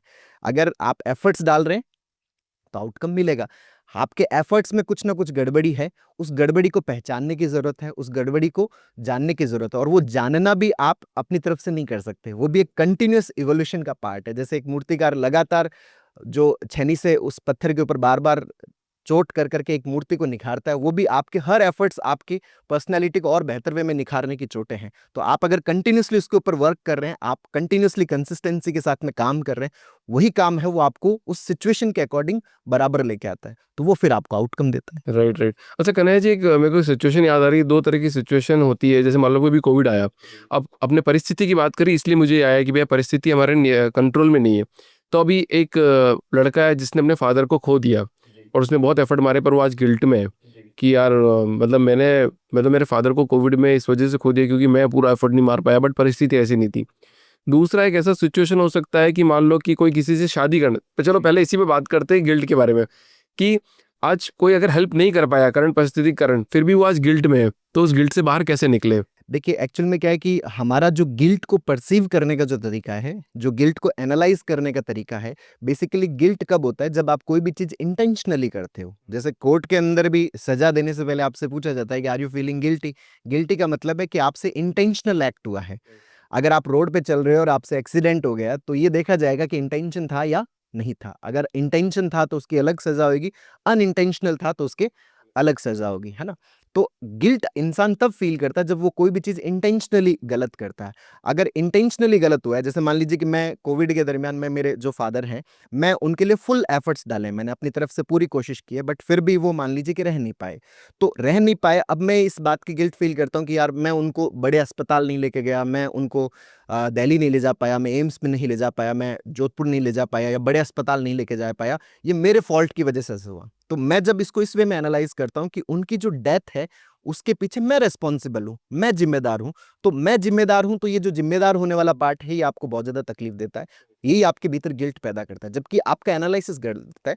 आपने ये सब चीज़ें इंटेंशनली नहीं की थी, किसी ने भी इंटेंशनली नहीं की। जब इंटेंशनली नहीं की, तो आप इसको गिल्ट में नहीं ले जा सकते। जब आपने जानबूझ के नहीं किया, तो फिर गिल्ट आपको फ़ील ही नहीं करना। लेकिन अगर आप गिल्ट फ़ील करते हैं, तो दिमाग कहता है कि शायद तुमने इंटेंशनली किया है। तो वो जो इंटेंशनली किया, वही चीज़ आपको बहुत ज़्यादा तकलीफ़ देती है, बहुत ज़्यादा पेन देती है। जैसे महाभारत का फर्स्ट अध्याय का यही पार्ट था कि जब अर्जुन कहता है कि मैं इनको नहीं मार सकता, मैं अपने चाचा को नहीं मार सकता, मैं अपने ताऊ को नहीं मार सकता। तो पूरी जो भगवद गीता वो इसी बात पे बेस्ड है कि ये तुम्हारे इंटेंशन से ही एक्ट नहीं हो रहा। यहाँ तक जो ये परिस्थितियाँ, इन परिस्थितियों में तुम भी बंधे हुए हो और सामने वाले भी बंधे हुए हैं, और ये किसी की इच्छा का आउटकम नहीं है, ये तो बहुत ज़्यादा मल्टीपल सिचुएशंस हो चुकी है, उन मल्टीपल सिचुएशंस का आउटकम है, कोई एक चीज़ की घटना का आउटकम नहीं है, ये हालात ऐसे हो गए हैं। तो वही सेम चीज़ कोविड के अंदर भी ऐसा हुआ कि हालात ऐसे हो गए कि आप अपनी तरफ से चाहते तो बहुत थे, लेकिन हो नहीं पाया। जैसे किसी का ब्रेकअप होता है या किसी का रिलेशनशिप डिस्टर्ब होता है, तब उसको लगता है कि यार मेरी वजह से वो चली गई, या मेरी वजह से उसके साथ में ऐसा हुआ, या वो क्यों गई। तो वो अपने आप को अगर इस वे में एनालाइज़ करता है, पर्सनल एनालाइज़ करता है कि यार मेरी वजह से ऐसा हुआ, जबकि ऐसा नहीं है। सिचुएशंस की वजह से आप साथ आए थे, परिस्थितियों के कारण ही आप साथ थे, और परिस्थितियों के कारण ही आप अलग हुए हैं। कोई आपकी इंटेंशनल प्लानिंग के कारण ऐसा नहीं हुआ कि हमारा साथ आना, हमारा जो साथ रहना और हमारा बिछड़ना, ये मेरी प्लानिंग से है। अगर आप ये समझने लगते हो कि मेरी प्लानिंग से, फिर आपको तकलीफ होती है, फिर आपको बड़ी दिक्कत होती है, फिर आपको बहुत ज़्यादा गिल्ट फील होगा। तो ये अपन पॉडकास्ट भी कर रहे हैं, अपन बात भी कर रहे हैं, सभी परिस्थितियों के कारण ऐसा हुआ है कि हम आज मिले हैं, बात शेयर कर पा रहे हैं। जी, अदरवाइज़ हम कैसे मिलते सर? हालात ऐसे हुए। बट सर मुझे बताओ कि आपकी लाइफ में इतने सारे अपने पेशेंट देखे होंगे, सबसे स्ट्रेंज क्वेश्चन आपसे किसने पूछा और आपको भी लगा यार ये ऐसा भी हो सकता है क्या? सर एक्चुअल में हमारे पास में जो ऑब्सेसिव कंपल्सिव डिसऑर्डर के जो लोग आते हैं, ओसीडी के जो लोग आते हैं, वो बड़े स्ट्रेंज क्वेश्चंस होते हैं उनके, और इस तरह के क्वेश्चंस होते हैं कि आप एज्यूम तक नहीं कर सकते, आप सोच तक नहीं सकते। और वो जब भी हमसे कोई भी डिस्कशंस करते हैं, पहले इसी बात का हमसे वो मतलब अप्रूवल लेते हैं कि आप कहीं पर भी इसको शेयर नहीं करेंगे, कहीं पर भी आप इसकी बातचीत नहीं करेंगे। एक बहुत ही ऑड टाइप, मुझे जब एक प्रश्न मुझे ऐसा लगा कि जैसे एक पर्सन मेरे पास में आए, और मेरे मेडिकल फील्ड के थे, मुझसे 20 साल सीनियर है, वो वीडियोस देखते थे और वो मतलब जो उनका रिलीजन है वो अलग था। तो उन्होंने आते ही मुझे बोला कि मैं मेरे जो भगवान है उनको नहीं मानता, मैं जो भी मैं जिनको फॉलो करता हूँ मैं उनको नहीं मानता, पर मैं आपसे डिस्कशन तभी करूंगा जब आप मुझे ये कहो कि आप भगवान को नहीं मानते, तो फिर मैं आपसे चर्चा करूंगा। अब मेरा जो हॉस्पिटल है उसके अंदर ही मंदिर बनाया हुआ है। तो आप जैसे ही एंटर होते हो, अब सामने वाला बाहर से देख के आता है क्योंकि उनको वो वीडियो सारे देखे, तो मुझे लगा कि अब इनसे डिस्कशन की मैं बातचीत तभी करूंगा जब अपन आप इसके ऊपर मुझे बताओगे। तो फिर मैंने उनको जो आंसर दिया कि भाई इस प्रकृति के अंदर जो सबसे ज्यादा जो इंटेलिजेंट है ये नेचर है, अस्तित्व है, और अस्तित्व का जो गुण है वो जीवन को पोषित करना और जीवन का पालन करना है। और किसी भी इंसान के अंदर अगर ये गुण नजर आता है कि वो जीवन को पोषित करता है, जीवन का पालन करता है, तो मैं उसको भगवान बोलता हूँ। चाहे वो मैं हूँ, अगर मुझसे भी अगर ये कार्य हो रहा है तो मैं भगवान हूँ, अगर आपसे ये कार्य हो रहा है तो आप भगवान है, और एक छोटे स्तर पे पिता से अगर कार्य हो रहा है तो पिता भगवान है, भाई से कार्य हो रहा है तो भाई भगवान है। तो हम सभी के अंदर उस अस्तित्व का गुण है, तो मैं उस सेंस में भगवान को मानता हूँ। तब फिर वो बैठ के मेरे साथ में डिस्कशन किया, नहीं तो वो बातचीत करने के लिए तैयार नहीं। तो आप किसी को क्या जवाब देते हो, मतलब कोई मतलब आपसे पूछता है कि भगवान को मानना है या नहीं मानना है? नहीं, भगवान जो है वो पूरा अस्तित्व भगवान से ही भरा हुआ है। पूरा अस्तित्व जो है उसके हर जगह पर जो भगवान मतलब पॉजिटिविटी, भगवान मतलब जो आपको आगे बढ़ाता है, भगवान मतलब जो आपको चलाता है। और जो सिचुएशंस है, जो परिस्थितियां, मैं उन्हीं को ही भगवान बोलता हूँ। और आपके लाइफ के अंदर एक फ्लो की स्टेट आती है, हर इंसान के अंदर आती है। जैसे आप पॉडकास्ट कर रहे हो तो पॉडकास्ट में आपका एक फ्लो डेवलप हो चुका है। हो सकता है फर्स्ट डे जब आप पॉडकास्ट कर रहे थे तो उस टाइम ऐसा लगता होता होगा कि यार कैसे इस चीज़ को कंटिन्यू करेंगे, कैसे इतनी बातचीत करेंगे, क्या-क्या प्रश्न करेंगे, उस समय क्या होगा? उस समय पॉडकास्ट अलग था और आप अलग थे, दोनों अलग-अलग थे। लेकिन जैसे-जैसे आप कंटिन्यूअसली करते जा रहे हो, आपके अंदर एक फ्लो आ रहा है, और वो जो फ्लो की स्टेट है ना, उस फ्लो की स्टेट में अब आपको इतनी प्रिपरेशन नहीं करनी होती। आपको सीधा कंटेंट बताया जाता है और सीधा पर्सन बताया जाता है और आराम से उसके साथ में आप डिस्कशन कर लेते हो, चाहे वो 1 घंटे का हो, चाहे 2 घंटे का हो। ये जो फ्लो की स्टेट है, ये म्यूजिशियंस के अंदर आती है, ये आर्टिस्ट के अंदर आती है, हर व्यक्ति के अंदर आती है। उसी स्टेट को मैं भगवान बोलता हूँ। वो स्टेट आपको इस अस्तित्व के साथ में कनेक्ट करती है, जोड़ती है आपको। उस समय आप आपका जो फिजिकल सेंस है, आपका जो जहाँ आप रुक रहे हो, जहाँ आप ठहरे हो, वो सेंस आपका डिसॉल्व होता है और आप टोटली फ्लो में आते हो, और वो जो फ्लो की स्टेट है उसी को मैं भगवान बोलता हूँ। अच्छा, मैंने आपको शायद एक कार वाला एक वीडियो देखा था कि जी, ड्राइविंग करते हो आप, जी। तो उसको आप एक्सप्लेन करोगे कि आप ड्राइविंग करते हो तो आप ड्राइवर हो या नहीं हो, जी, हाँ, ये मैं उसी अस्तित्व के साथ जी, जी, जोड़ने जी, के जी, लिए? जी, जी, जी। ये जैसे अपन मतलब इसको द्वैत और अद्वैत के हिसाब से हम लोग एक्सप्लेन करते हैं कि जब आप गाड़ी नहीं चलाना जान रहे होते, तो आपके अंदर एक ड्राइवर की कॉन्शियस नहीं होती, है ना? जैसे ही आप गाड़ी चलाना स्टार्ट करते हो, आप सीखना शुरू करते हो, तो आपके अंदर एक ड्राइवर की कॉन्शियस पैदा होती है। वो ड्राइवर की कॉन्शियस क्या है? बेसिकली आपके और गाड़ी के बीच में कनेक्टिंग लिंक है, जो आपको जोड़ती है उसके साथ में। और जब वो कॉन्शियस आपके अंदर पैदा होती है तो आपका जो विस्तार है वो गाड़ी तक हो जाता है। अब गाड़ी सड़क पे नहीं चल रही, आप सड़क पे चल रहे हो। गाड़ी अगर स्पीड ब्रेकर पे अगर ऊपर नीचे होती है तो आप भी उसके साथ में ऊपर नीचे होते हो, आप एक फ्लो में आ जाते हो। वो जो ड्राइवर की कॉन्शियस है वो आपको और गाड़ी को कनेक्ट करती है। वही सेम चीज़ एक भगवान की कॉन्शियस है, जो आपको और इस पूरे अस्तित्व को कनेक्ट करती है, जो जोड़ती है आपको। जैसे एक टीचर है, वो जब क्लास में नहीं जाता तो वो एक सामान्य पर्सन होता है, लेकिन जैसे ही वो क्लास के अंदर जाने के बाद वो एक प्रेजेंटेशन देता है कंटेंट का, तो फर्स्ट टाइम उसके अंदर टीचर की कॉन्शियस पैदा होती है। तो जैसे बच्चे हैं वही उसके अंदर टीचर की कॉन्शियस पैदा करते हैं, तो वो पहली बार टीचर बनता है, और लगातार लगातार अगर वो क्लास में जा रहा है तो उसके अंदर टीचर की कॉन्शियस पैदा होती है, और उस कॉन्शियस की कोई मूर्ति नहीं है।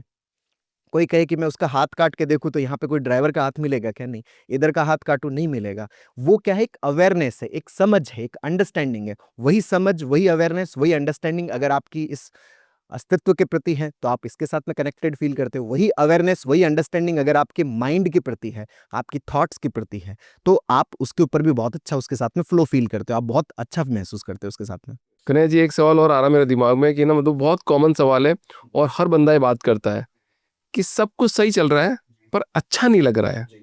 इसको कैसे डिफाइन करते हैं? सर, सब कुछ सही चल रहा है, हम क्या है कि सही चलने को उस वे में डिफाइन करते हैं कि जैसे मेरे पास में एक्सटर्नली सब चीज़ें हैं, मेरे पास में पैसा भी है, मेरे पास में पोस्ट भी है, मेरे पास में पावर भी है, सब कुछ है मेरे पास में।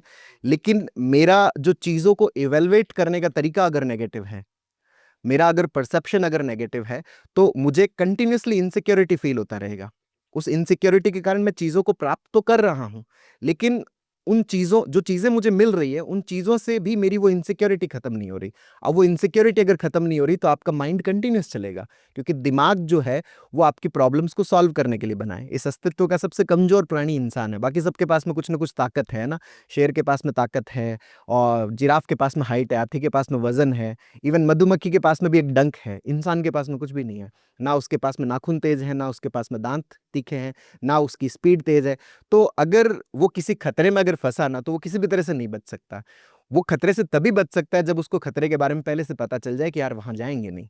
इसके अलावा उसके पास में बचने का कोई संसाधन नहीं है, कि वो बंदर की तरह ऐसा भी नहीं है कि वो पेड़ पे फटाफट चढ़ जाएगा। तो इवोल्यूशन से हमारे अंदर जो प्रीफ्रंटल कॉर्टेक्स है, वो धीरे-धीरे हमारे अंदर डेवलप हुआ। प्रीफ्रंटल कॉर्टेक्स बेसिकली क्या है? इन्फॉर्मेशन को स्टोर करने का सेंटर है, कि आपको पहले से सूचनाएँ पता चल जाए कि अच्छा, ये सूचना आपको पता चल जाए, तो फिर आप उसका क्या निकाल सकते हो? सॉल्यूशन निकाल सकते हो कि अपन वहाँ जाएँगे नहीं। तो ब्रेन जो है वो डेवलप हुआ सूचनाओं को इकट्ठा करने के लिए। जीवन के जितने भी इनसिक्योरिटीज़ है, उन इनसिक्योरिटीज़ को डील करने के लिए हमारा ब्रेन डेवलप हुआ। अब जब तक आपके जीवन में इनसिक्योरिटीज रहती है, दिमाग शांत नहीं रहता। दिमाग लगातार लगातार उस प्रश्न का उत्तर ढूंढने की कोशिश करता है। अब इनसिक्योरिटीज आपकी दो तरह की है। एक इनसिक्योरिटीज है जो आपकी रियल है, और एक इनसिक्योरिटी है जो आपकी इमेजिनरी है। जैसे मैं छोटा सा एग्जांपल कार्डियोफोबिया को लेके ले लूं, मान लो कि वहां पर मुझे ये लगता है कि मुझे कुछ हो जाएगा, जबकि मेरे टेस्ट सारे नॉर्मल है, इन्वेस्टिगेशंस नॉर्मल है, जांचें नॉर्मल है। तो कुछ होने की ऐसी कोई संभावना नहीं है, और कई बार ऐसा हो चुका है ना? एक तो जैसे हमारे पास में एक पर्सन आए जिन्होंने 7,430 बार ईसीजी करवा ली उन्होंने। अभी तक उनकी एज होएगी कोई 30 से 31 साल की होएगी, 7,430 बार। मैं बड़ा हैरान हुआ कि यार आपने इतनी ईसीजी कहाँ से करवा ली? कि नहीं सर, मेरे को बहुत ज़्यादा डर लगता है, घर पे मशीन लाके रख रखी है, मैं तो फटाफट निकाल के देखता हूँ, मुझसे तो रहा ही नहीं जाता है, इतना ज़्यादा मुझे फ़ियर फ़ील होता है। अब वो जो फ़ियर है, वो जो डर है, उनके पास में सब कुछ संसाधन सारे हैं उनके पास में, बट फिर भी अच्छा नहीं लग रहा। क्यों नहीं लग रहा? क्योंकि कंटिन्यूअसली एक इनसिक्योरिटी बनी हुई है। लगातार एक डर बना हुआ है कि कुछ खराब हो जाएगा, कुछ गलत हो जाएगा। वो जो खराब हो जाएगा, गलत हो जाएगा, ये जो आपकी इनसिक्योरिटीज़ है, अगर ये रियल है, तो वो तो सब लोगों के लिए समान होगी। जैसे कोविड था, तो वो हम सबके लिए फ़ियर था। ऐसा नहीं कि वो कोई जो नेगेटिव थिंकर है, उसके लिए वो फ़ियर ज़्यादा था, या मेरे लिए कम हार्मिंग था, कोई पॉज़िटिव सोचता तो उसके लिए कम हार्मिंग था, ऐसा तो था नहीं। वो तो सिचुएशन वाइज़ सबके लिए एक क्या था, फ़ियर की सिचुएशन थी, सबके लिए एक प्रॉब्लम की सिचुएशन थी।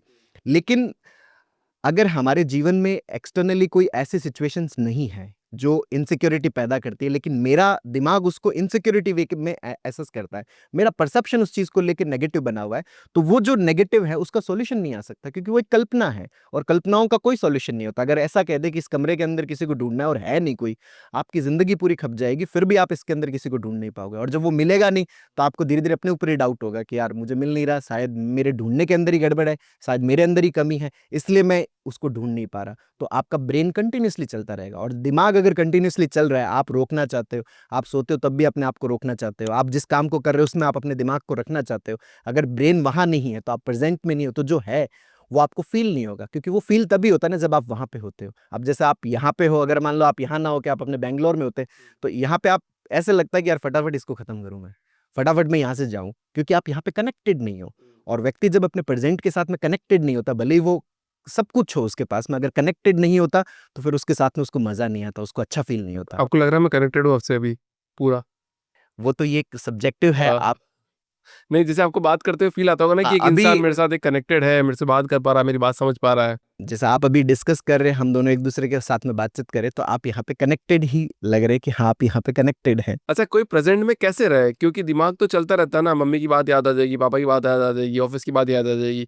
तो प्रेज़ेंट में रहने का क्या तरीका आपने डेवलप किया है सर? सर, प्रेज़ेंट में रहने का बहुत सिंपल सा ही तरीका है, लेकिन बहुत इफ़ेक्टिव है, लेकिन आपकी बहुत ज़्यादा प्रैक्टिस के बाद आता है कि आप जब अपने विचारों के प्रति अवेयर होते हो, आप अपने थॉट्स के प्रति अवेयर होते हो।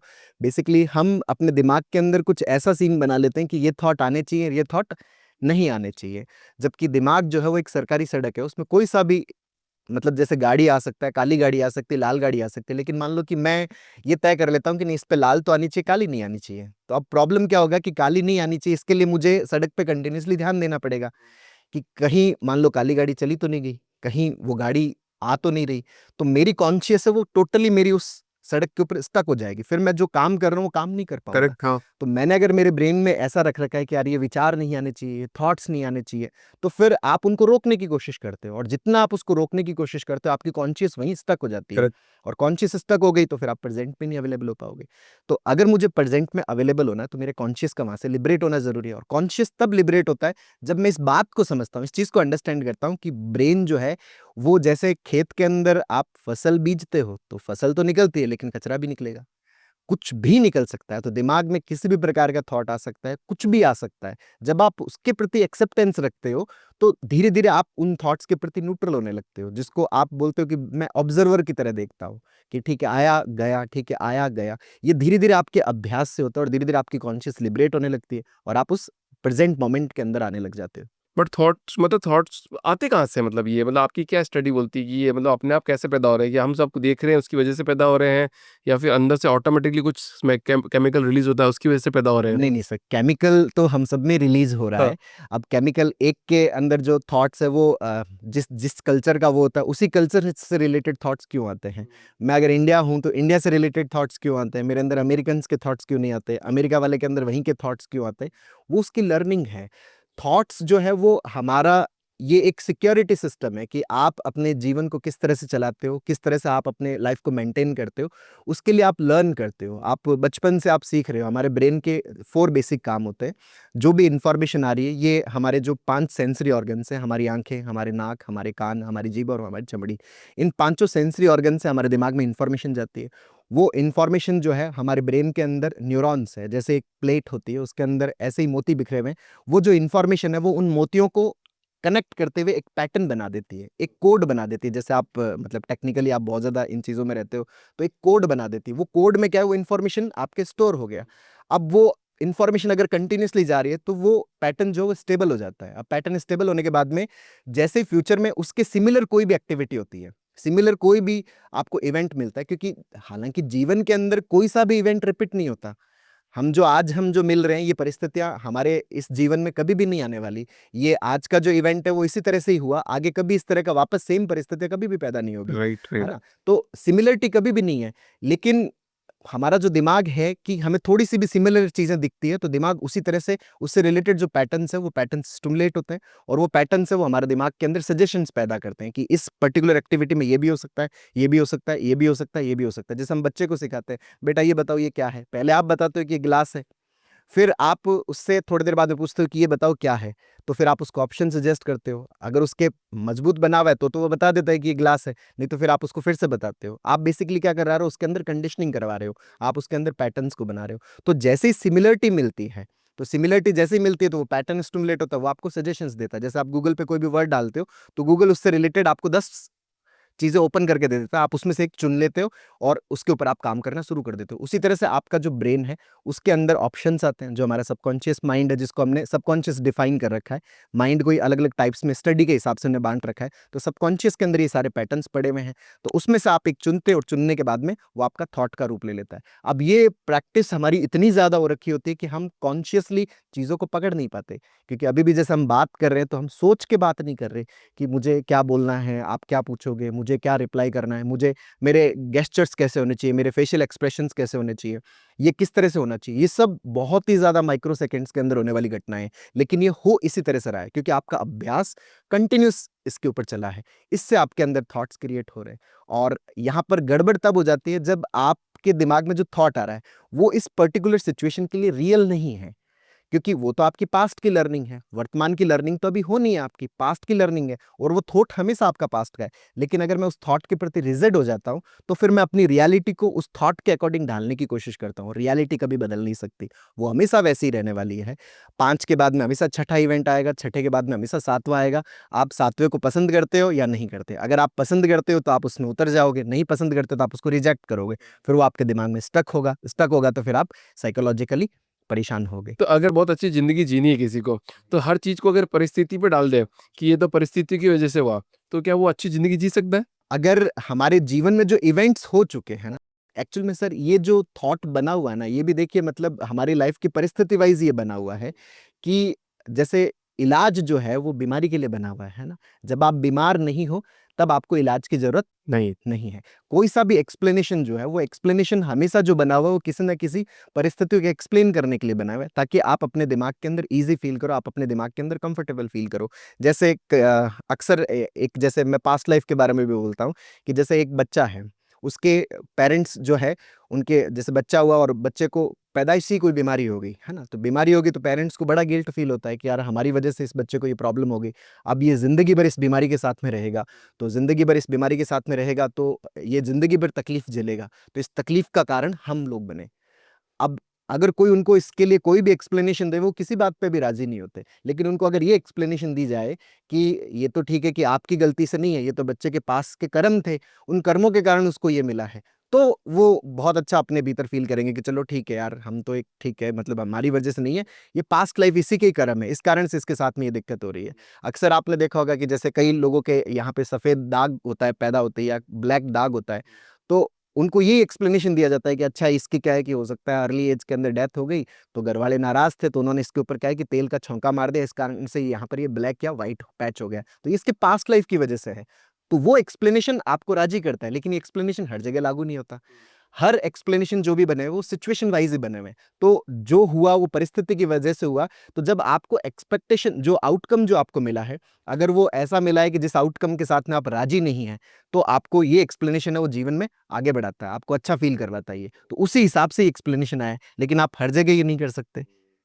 मतलब मन के हारे हार मन के जीते जीत वाली बात हो गई है, तो कि कभी भी कोई भी बात हो, इसको अलग तरीके से एक्सप्लेन कर दो। कभी किसी की डेथ हो गई तो उस किसी पे डाल दो, कभी आपके साथ हो गया हो तो कुछ डाल दो। तो इस तरह से ज़िंदगी जी जा रही है। जी, मैंने एक बचपन में एक स्टोरी सुनी सर, मुझे उसका कभी मतलब समझ में नहीं आया, लेकिन जब मैं साइकियाट्री में आया, जब मैंने साइकोलॉजी को पढ़ा, तो मुझे जब मैंने साइकोलॉजी को फ़ील किया, तो मुझे उसका रियल मीनिंग समझ में आया कि एग्ज़ैक्टली वो उत्तर ऐसा क्यों हुआ। और हम सब ने वो स्टोरी सुन रखी है। एक लोमड़ी थी, वो बहुत ज़्यादा भूखी थी, तो वो क्या है कि फिर वो जंगल में जाती है। अच्छा, जंगल में जाती है तो वहाँ पर उसको क्या है कि मतलब खाना नहीं मिलता, तो वो एक बाग में जाती है, वहाँ पे उसको एक अंगूर की बेल दिखती है, और बेल थोड़ी ऊपर होती है, तो वो वहाँ पर जंप करती है। अब जंप करने के बाद में उसको क्या है कि अंगूर नहीं मिलते, 8-10 बार कोशिश करते हैं, अंगूर नहीं मिलते। तो अंगूर नहीं मिलते तो वो एक उत्तर देती है, वो उत्तर ये देती है कि अंगूर खट्टे हैं, और वो फिर वहाँ से चल देती है। अच्छा, उसका ये उत्तर देना कि अंगूर खट्टे, वो ये भी तो कह सकती थी कि नहीं, मैं कूदी लेकिन मुझे नहीं मिला। अगर वो ये कहती कि मैं कूदी मुझे नहीं मिला, तो ये उसका एक पर्सनल एक्सप्लेनेशन है, जो उसकी खुद की योग्यता के ऊपर ब्लेम करता है। उसके खुद के सेंस ऑफ सेल्फ को क्या करता है? तकलीफ में डालता है, प्रॉब्लम में डालता है। तो कोई भी व्यक्ति अपने सेंस ऑफ सेल्फ को डेंट नहीं करना चाहता। हर व्यक्ति अपने सेंस ऑफ सेल्फ को प्रोटेक्ट करता है, और प्रोटेक्ट करता है तो वो ताकि वो अच्छा फ़ील कर पाए। अब वो अगर ये उत्तर देती है कि हाँ ठीक है, अंगूर खट्टे हैं, मुझे नहीं खाने, इसलिए मैं आराम से आगे बढ़ जाती हूँ। तो हम अक्सर हमारी ज़िंदगी में जो चीज़ें नहीं होता, तो हम उसको सिचुएशन के ऊपर डालते हैं। तो उसने किस के ऊपर डाला? अपने ऊपर नहीं डाला, उसने परिस्थितियों के ऊपर डाला कि भई अंगूर ही खट्टे हैं, अगर मीठे होते हैं ना तो पक्का मैं इसको खाती। ये खट्टे हैं इसलिए मैं नहीं खा रही, इसलिए मैं आगे बढ़ जा रही हूँ। तो ये आपके मन को थोड़ा-सा ईज़ी कर देता है। जितने भी आप सिचुएशनल उत्तर देते हो, परिस्थिति वाइज़ आप उत्तर देते हो, तो ये आपके माइंड को ईज़ी फ़ील करवाते हैं, और यही रियलिटी है वास्तव में कि जो जो भी चीज़ें घटित हो रही है, वो परिस्थितियों के कारण से ही हो रही है, और पूरी भगवद गीता भी इसी का ही उत्तर है। जब अर्जुन हर तरह से अपने सारे प्रश्न कर बैठता है, तो कृष्ण फाइनली उसको यही बोलते हैं कि भाई साहब, हालात ऐसे हो गए हैं, युद्ध तो लड़ना ही पड़ेगा, लड़ाई तो लड़नी पड़ेगी, परिस्थितियाँ है, ना तू भाग सकता, ना ये भाग सकते, सिचुएशन वाइज़ ये सब चीज़ें हो रही हैं। तो क्या मतलब अपन उस पे अपने पे ब्लेम नहीं ले सकते कि यार मैं भी तो कर सकता हूँ, मैं एकदम सही कर सकता हूँ चीज़ें। जैसे पापा की डेथ वाला एग्जांपल लिया, नहीं मैं और अच्छे हॉस्पिटल में लेके चला जाता तो सही हो जाता, या फिर लोमड़ी बोलती कि मैं थोड़ा और जंप करती तो शायद मुझे मिल जाता। तो अगर अपने ऊपर ब्लेम लेने लग जाएंगे तो टेंशन हो जाएगी क्या लाइफ सर में? नहीं, इसके अंदर भी देखो सर उत्तर है कि हमारे एक थॉट प्रोसेस होता है जिसको अपन काउंटर फैक्चुअल थिंकिंग बोलते हैं।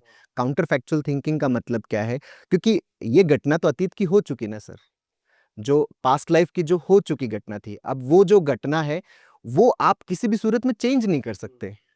अगर मान लो कि 10 दिन पहले की भी कोई भी घटना है, तो आप उस घटना को बदल कैसे सकते हो?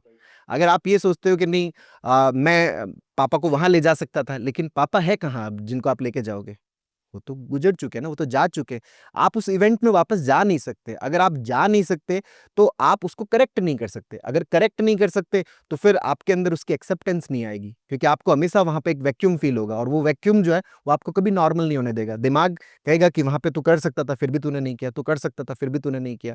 जैसे मान लीजिए कि आप अपने पार्टनर के भी साथ होते हो या आप अपने फैमिली पर्सन के भी साथ होते हो, अगर उनको ये लगता है कि आप कर सकते थे फिर भी आपने नहीं किया, तो वो हमेशा आपके प्रति अपने मन में खींच रखेंगे कि यार उस दिन आ सकते थे। लेकिन आप अगर उनको ये उत्तर देते हो कि नहीं यार उस दिन मेरी हालत ही खराब हो गई थी, मेरा पेट दर्द हो रहा था या मेरा चक्कर आ रहा था या मेरी स्थिति ऐसी नहीं थी कि मैं तुम्हारे लिए अवेलेबल हो पाऊं, है ना। अगर आप उनको ये देते हो कि नहीं मैं कर तो सकता हूं लेकिन मैं करूंगा नहीं, तो फिर देखो उसका क्या आपको रिस्पॉन्स मिलता है कि वो आपके साथ में किस तरह से रहते हैं। लेकिन अगर आप ये उत्तर देते हो कि नहीं यार मेरी उस दिन हालत बहुत ज़्यादा ख़राब हो गई थी, मेरी परिस्थितियाँ ऐसी हो गई थी कि फ्लाइट मिस हो गई, या मेरे पेट में दर्द हो रहा था, या मेरे पास में चीज़ें नहीं थी कि मैं आपके लिए उपलब्ध हो पाऊँ, अवेलेबल हो पाऊँ, तो फिर वो अपने मन को राज़ी कर लेते हैं आराम से कि हाँ ठीक है, कि परिस्थितियाँ थी इसके कारण से ठीक है। क्योंकि एक बड़ी गहरी बात है इसके अंदर कि अगर कोई भी चीज़ व्यक्ति के कारण होती है, जैसे अगर आप पर्सनली एक्सप्लेन करते हो, जैसे इसको यूँ समझ लीजिए कि जैसे नई-नई लड़के-लड़की की शादी हुई है, तो शादी हुई है तो उनके बीच में झगड़े हो रहे हैं। अब श उन दोनों को एडजस्ट होने में कम से कम 4-5 साल का तो समय लगेगा, तो 4-5 साल अगर वो साथ में रहेंगे, तो फिर उनका रिश्ता आगे बढ़ेगा। अब यहाँ पर गाँव में और में अक्सर जैसे हमारे वहाँ पे अक्सर एक ऐसी बात बोल दी जाती है कि अगर उनके बीच में झगड़े होते हैं ना, तो झगड़े होते हैं तो उसको क्या सिचुएशन के ऊपर डाल देते हैं। सिचुएशन के ऊपर क्या है कि अच्छा इसका कहीं पर पाँव आ गया था, इसके कारण से इसका मामला गड़बड़ हुआ, इस कारण से झगड़े हो रहे हैं। तो आदमी या जो पार्टनर है वो अपने आप को इस बात में राज़ी कर लेता है कि नहीं ये तो ठीक है, हालातों की वजह से गड़बड़ी हो रही है, चलो कोई बात नहीं, हालात तो बदलते हैं, क्योंकि सुबह है, वो सुबह दोपहर होती है, दोपहर से रात होती है, तो हमारी लर्निंग है कि परिस्थितियाँ लगातार चेंज होती है। लेकिन मैं अगर खुद के बारे में एक सेंस रखता हूँ, मुझे यूँ लगता है कि जैसे मैं पैदा हुआ था वैसे ही आज हूँ। है ना? व्यक्ति खुद के जो सेंस में उसको ये लगता है कि मैं तो नहीं बदल रहा, मैं तो वैसा ही हूँ, मैं तो नहीं चेंज हो रहा। तो अगर कोई पर्सन है ना, वो पर्सन तो चेंज नहीं हो रहा, परिस्थितियाँ लगातार चेंज हो रही है। तो चेंज हो रही है तो ये हालात हमेशा नहीं रहेंगे। तो व्यक्ति वहाँ पर हेल्पलेस फील नहीं करता कि अच्छा आज जो नेगेटिव आउटकम मिल रहा है वो परिस्थितियों के कारण मिल रहा है। कल ये परिस्थितियाँ नहीं रहेगी तो ये आउटकम नहीं मिलेगा। तो ये आउटकम नहीं मिलेगा तो बढ़िया अपना जीवन चलेगा। लेकिन अगर कोई व्यक्ति के कारण हो रहा है, तो यार ये व्यक्ति तो कल भी सेम रहेगा, परसों भी सेम रहेगा। इसकी पर्सनैलिटी तो धीरे-धीरे एडिट ही तो होती जा रही है ना? तो ये ऐसा तो है नहीं कि 180 डिग्री अचानक ही घूम जाएगा। तो वहाँ पर फिर वो हेल्पलेस फ़ील करता है कि यार इसके कारण आज हमें ये आउटकम मिल रहा है, तो कल भी हमें यही आउटकम मिलेगा, परसों भी यही आउटकम मिलेगा। तो वहाँ पर व्यक्ति हेल्पलेस फ़ील करता है। इसलिए सिचुएशनल उत्तर दिए गए कि अच्छा इसका पाँव है ना वो वहाँ पे चौराहे पे आ गया था, इसके कारण से इस तरह की हरकत कर रहा है। तो वो उत्तर आपको राज़ी कर देता है उस पार्टनर के साथ में रहने के लिए कि ठीक है कि अभी ये चौराहे वाला पार्ट है, ये चलो ठीक हो जाएगा। या फिर ऐसा उत्तर दे दे कि भई ठीक है कि आपके घर का क्या वास्तु खराब है, इस कारण से आपके घर के अंदर झगड़े हो रहे हैं, आप आपस में झगड़ रहे हो। तो वहाँ पे भी पर्सन एक-दूसरे को ब्लेम करने से बच जाता है। लेकिन अगर वो ये ब्लेम करे ना कि तुम ही खराब हो, मुझे तुम्हारे साथ में नहीं रहना, तो फिर उनका रहना बड़ा डिफ़िकल्ट हो जाए। लेकिन अगर उत्तर ये दे दिया कि अच्छा वास्तु खराब है, ये कमरा इधर कर लो, तुम्हारे बीच में ठीक हो जाएगा। कुछ टाइम चल जाता है, आपका साल भर तो निकल ही जाएगा क्योंकि घर ठीक होने में साल भर तो लगेगा। तो साल भर आप एक-दूसरे के साथ में रहोगे, आप इसी बात में साथ रहोगे कि नहीं बंदा तो ठीक है, बस ये वास्तु खराब है, इसके कारण से झगड़े हो रहे हैं। तो वो चीज़ आपको साथ में रहने के लिए 1 साल का टाइम पीरियड देती है। वो टाइम पीरियड आपको एक-दूसरे के साथ में एडजस्ट होने का मौका देता है, तो आप एक-दूसरे के साथ हो जाते हैं। तो सिचुएशनल उत्तर्स का कितना ज़बरदस्त बेनिफिट है। वाओ! मतलब आप तो मतलब सारे वास्तु वालों की दुकान बंद करा दोगे सर आज इस पॉडकास्ट से कि पता चल गया इस पॉड अभिषेक व्यास के पॉडकास्ट से माध्यम से पता चल गया कि कोई भी चीज़ हो रही है तो वास्तु वाले बोलते हैं कि भैया ये गिलास यहाँ रख दो, सिचुएशन तो चेंज होगी ही होगी, आपकी परिस्थिति बदल जाएगी। भई आपको मौका टाइम मिल गया ना कि आपका वास्तु खराब है, आपके ग्रह खराब है कि भई आपका जो 3 महीने का आपका टाइम लगा हुआ है, इसके बाद में सब कुछ ठीक हो जाएगा। तो आप ठीक होने की मानसिकता के साथ में रह रहे हो। तो ऑब्वियसली अगर आप साथ रह रहे हो ना, तो आपके बीच में बातें होगी तो एक-दूसरे की इमेज अपडेट होती रहती है। भई आपने एक चीज़ देखा होगा कि कोई भी प्लेयर अगर अपने टॉप फ़ॉर्म में रिटायर होता है ना, तो वो ज़िंदगी भर आनंद में रहता है। लेकिन अगर वो अपने डाउनफॉल में रिटायर होता है ना, तो वो हमेशा तकलीफ में रहता है, पेन में रहता है। उसकी वजह ये है कि आप टॉप फ़ॉर्म में हो, इसके बाद में वापस वो इमेज अपडेट होने का कोई मौका नहीं है, क्योंकि आप खेल नहीं रहे, है ना? तो अगर टॉप फ़ॉर्म में हो, तो आप लाइफ़ लॉन्ग उस टॉप फ़ॉर्म को अपने दिमाग में रखने वाले हो। लेकिन अगर आप डाउनफॉल में हो और उस समय आप रिटायर हो रहे हो, तो वो डाउनफॉल की इमेज है, वो आपके दिमाग में हमेशा कैद होके रखे रहेगी, तो वो आपको तकलीफ देती रहेगी। लेकिन अगर आप खेल रहे हो लगातार, तो वो इमेज हमेशा अपडेट होती रहती है। अपडेट होती रहती है, तो आप चीज़ें याद करते रहते हो, भूलते रहते हो, याद करते रहते हो, भूलते रहते हो। लेकिन लास्ट अंतिम था, उसके बाद में आपने अपडेट नहीं किया तो वो चीज़ आपके दिमाग में कैद हो जाएगी। तो अब मान लीजिए कि आपका और मेरा झगड़ा हुआ, मान लीजिए कि दोनों हस्बैंड वाइफ है, उनका झगड़ा हुआ, झगड़ा होने के बाद में अगर वो एक दूसरे से अलग होते हैं कि नहीं ये खराब है, खराब है तो मुझे साथ में क्यों रहना, तो वो अलग हो गया, तो वो झगड़े वाली जो इमेज है ना वो दिमाग में कैद रहेगी, क्योंकि डेली कम्युनिकेशन नहीं हो रहा है, डेली बातचीत नहीं हो रही, बातचीत नहीं हो रही, तो दोनों की एक दूसरे की नजर में जो इमेज है वो अपडेट ही नहीं हो रही। अगर इमेज अपडेट नहीं हो रही तो उनका जो एक दूसरे को लेकर जो परसेप्शन है वो बदल नहीं रहा, तो उनका रिलेशनशिप आगे बढ़ नहीं पाएगा। लेकिन मैंने ये कह दिया कि आपके 3 साल के लिए आपके ग्रह खराब है, आपके घर का वास्तु बिगड़ा हुआ है, आपका जो मामला है वो थोड़ा सा गड़बड़ है, तो वो हालातों की वजह से है, या फिर आपने घर है वो गलत जगह पे ले लिया, इस घर के अंदर पहले से कुछ नेगेटिव एनर्जी थी जिसकी वजह से आपके झगड़े हो रहे हैं, जिसकी वजह से आपकी लड़ाइयाँ हो रही है। तो वो उत्तर आपको 2-3 साल के लिए राजी कर देता है। वो उत्तर आपको एक साथ रहने के लिए मोटिवेट कर देता है। तो ये जितनी भी चीज़ें आई है, वो देखिए सोसाइटी का एक रूल है कि डिमांड और सप्लाई का रूल है। ऐसा नहीं कि कोई अपनी तरफ से इन उत्तरों को क्रिएट करता है। ये उत्तर जब प्रॉब्लम्स होती है तभी उसी हिसाब से उत्तर आए, और इतना लंबा मानव इतिहास है तो उसके अंदर इतने सारे उत्तर हमारे सोसाइटी के अंदर आ रखे हैं जो कंटिन्यूअसली चल रहे हैं, क्योंकि वो परिस्थिति बस चल रहे हैं। ऐसा नहीं कि मैं किसी की दुकान बंद करवा दूंगा, क्योंकि ऐसा पॉसिबल ही नहीं है, क्योंकि डिमांड है तो उसकी सप्लाई है, डिमांड है तो सप्लाई हमेशा रहेगी, तो उत्तर देने वाले हमेशा मिलेंगे। जब वैसी परिस्थिति आएगी तो वो उत्तर भी वहाँ पे काम करेंगे। तो उनको लगता है कि हाँ ठीक है, हमारा ये बात तो सही है कि हमारा वास्तु खराब था, अब देखो हम एक दूसरे के साथ रह रहे हैं ना, पहले हम एक दूसरे के साथ ही नहीं रहना चाह रहे थे, हम एक दूसरे को फूटी आंख भी नहीं सुहाते थे कि यार कैसे, मतलब इससे मैं नजरें मिलाऊं, मैं इससे दूर ही रहना चाहता था, लेकिन आज हम एक दूसरे के साथ बहुत अच्छे से रह रहे हैं क्योंकि हमारा वास्तु खराब था। और व्यक्ति एक दूसरे को ब्लेम करने से बच जाता है। राजनीति के अंदर भी कहते हैं ना कि भाई आप एक दूसरे को पर्सनल ब्लेम नहीं करोगे, ठीक है, आप नीतियों की बातें करोगे, लेकिन पर्सनल ब्लेमिंग एक दूसरे के अंदर दुश्मनी पैदा करती है। अगर आपके पार्टनर के प्रति आपके अंदर दुश्मनी हो जाएगी तो आप फिर क्यों साथ में रहना चाहोगे? साथ में नहीं रहोगे तो इमेज हमेशा वैसी रहेगी, क्योंकि आप बातचीत नहीं कर रहे हैं, बातचीत नहीं कर रहे तो अंतिम इमेज दिमाग में कैद है, फिर वो तकलीफ पैदा करेगी। जब बातचीत खत्म हुआ सब कुछ खत्म हो जाता जी। है, बात करते रहना हमेशा। और जो लोग यहाँ तक पहुँच गए ना इस वीडियो में देखते देखते यहाँ तक, तो इसको वापस इसी पार्ट को वापस रिपीट करके एक बार ढंग से देखना, तो समझ में आ जाएगा कि सिचुएशंस क्या होती है। इसके ऊपर एक किस्सा भी मैं आपके साथ में शेयर करूँगा कि मैंने जब अपना प्रैक्टिस स्टार्ट किया था, तो उस समय हम लोग एक रेंट के जो घर है उसी में हमने स्टार्ट किया था, एक छोटा-सा कमरा था, उसी के अंदर हमने स्टार्ट किया था। तो शुरू-शुरू में मुझसे जो फर्स्ट टाइम जो मतलब 4-5 महीने बाद ही मुझसे एक वास्तु वाले कंसल्ट करने आए थे। तो उन्होंने आके ही मुझे बोला कि डॉक्टर साहब, मुझे जो प्रॉब्लम है वो डिस्कस करने के बाद में, डॉक्टर साहब आपने क्या है कि ये जो टेबल में आप जो बैठने की आपकी दिशा नहीं है, गलत है। और ये दिशा अगर ऐसी रही तो फिर आपका जीवन का जो प्रोग्रेस है वो वैसा नहीं हो पाएगा। अब उस टाइम चूँकि मेरा प्रैक्टिस इतना था नहीं, काम भी इतना था नहीं, तो मैंने उनके हाँ में हाँ भरा कि ठीक है सर, मैं मतलब इसको ठीक कर लूँगा, अगली बार देख लेंगे हम, ठीक है, ठीक कर लेंगे। तो 2 साल बाद हम लोग क्या है कि हमने अपना जगह लेके अपना हॉस्पिटल बना लिया, अपना अच्छा सारा सेटअप अच्छा हो गया। लेकिन उसमें मेरे जो बैठने की जगह है वो अभी भी वैसी है। जैसे मैं फर्स्ट बैठता था वहीं अभी भी मैं वैसा ही बैठता हूँ, क्योंकि वो स्ट्रक्चर ही वैसा ही बना, तो आपके हाथ में नहीं है कि आपने कोई डिज़ाइन किया है, वो वैसा ही बना। तो वो फिर मुझसे मिलने आए तो उन्होंने बोला कि डॉक्टर साहब आपका क्या है कि ये आपने फिर गलती कर ली है, वास्तु आपका गड़बड़ है, आपको इसको सही करना चाहिए। तो मैंने उनसे एक सवाल पूछा कि मैंने कहा एक बात बताओ, जिसका वास्तु गड़बड़ होता है तो उसको तकलीफ होती है, उसको पेन होता है कि हाँ, ये बात सही है। अच्छा, और वो पेन होता है तो वो किसी न किसी से संपर्क करेगा, किसी न किसी से परामर्श लेगा। तो यहाँ पे परामर्श कौन ले रहा है? मैं आपसे परामर्श ले रहा हूँ या आप मुझसे परामर्श लेने आए? तो आप मुझसे परामर्श लेने आए तो फिर वास्तु किसका खराब हुआ? मेरा वास्तु खराब हुआ या आपका वास्तु खराब हुआ? अगर वास्तु खराब है तो फिर मुझे आपसे कंसल्ट करना चाहिए ना, मुझे तो ऐसा बिल्कुल फ़ील नहीं होता। मुझे तो ऐसा लगता है कि मतलब बहुत ही वो क्या है कि सही नक्षत्र, सही वास्तु में ही मेरा मतलब इस टाइम के अंदर मेरी अवेलेबिलिटी है, इस हॉस्पिटल के अंदर मेरी अवेलेबिलिटी है और सब कुछ बहुत बढ़िया से हो रहा है। अगर वास्तु खराब होता तो मेरा ये यहाँ तक हम पहुँचते नहीं, हमारा मामला और गड़बड़ हो जाता। तो परामर्श आप लेने आए हैं, तो वास्तु मेरा खराब है या फिर आपका खराब है?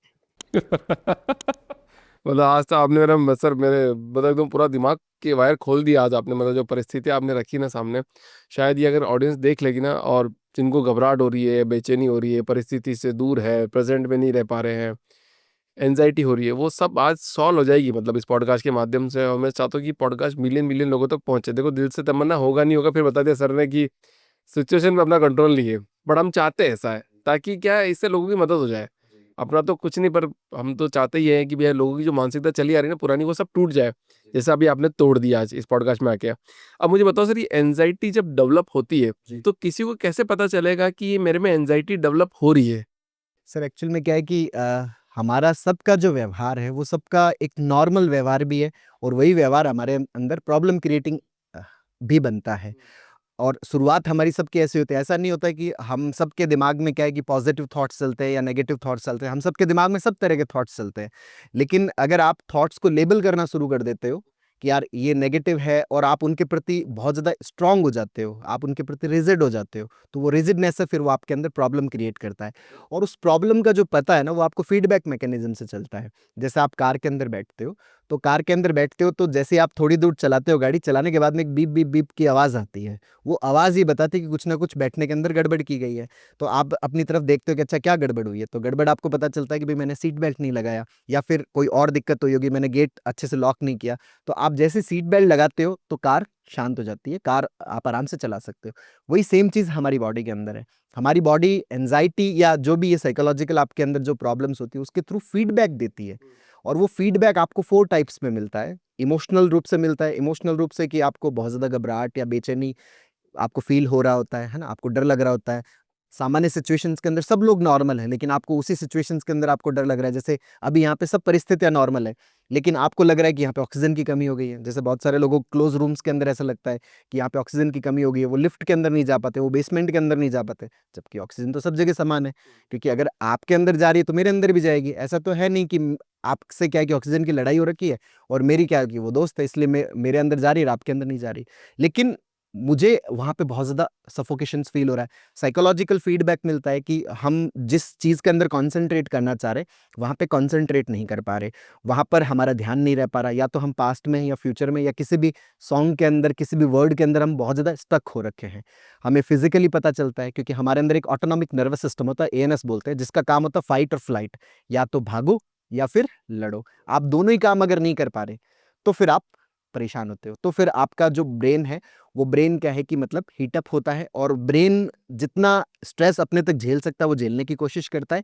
नहीं झेल पाता तो फिर वो उन सिम जो अपना जो साइकोलॉजिकल स्ट्रेस है उसको फिजिकल स्ट्रेस में कन्वर्ट करता है। इसको कन्वर्जन मैकेनिज्म बोलते हैं। तो उसके कारण फिर आपकी बॉडी में अलग-अलग सिम्पटम्स आते हैं। जैसे आपको कंटिन्यूअसली हेडेक हो रहा है, आपको चक्कर से जैसा महसूस हो रहा है, आपके सीने में पेन हो रहा है, आपके जो हार्ट बीट है वो बढ़ रही है, आपको पेट के सिम्पटम्स आएँगे, है ना? आपको जैसे चलने के अंदर ऐसा लगता है कि यार मैं गिर जाऊँगा, मैं गाड़ी नहीं चला पाऊँगा, मैं चल नहीं पाऊँगा। ये आपको फिज़िकली आपके अंदर ये सारे सिम्पटम्स आते हैं, क्योंकि ऑटोनॉमिक नर्वस सिस्टम की वजह से आते हैं। और बिहेवियरल सिम्पटम्स आते हैं कि बैकग्राउंड के अंदर हमारे अंदर ऐप खुले हुए रहते हैं।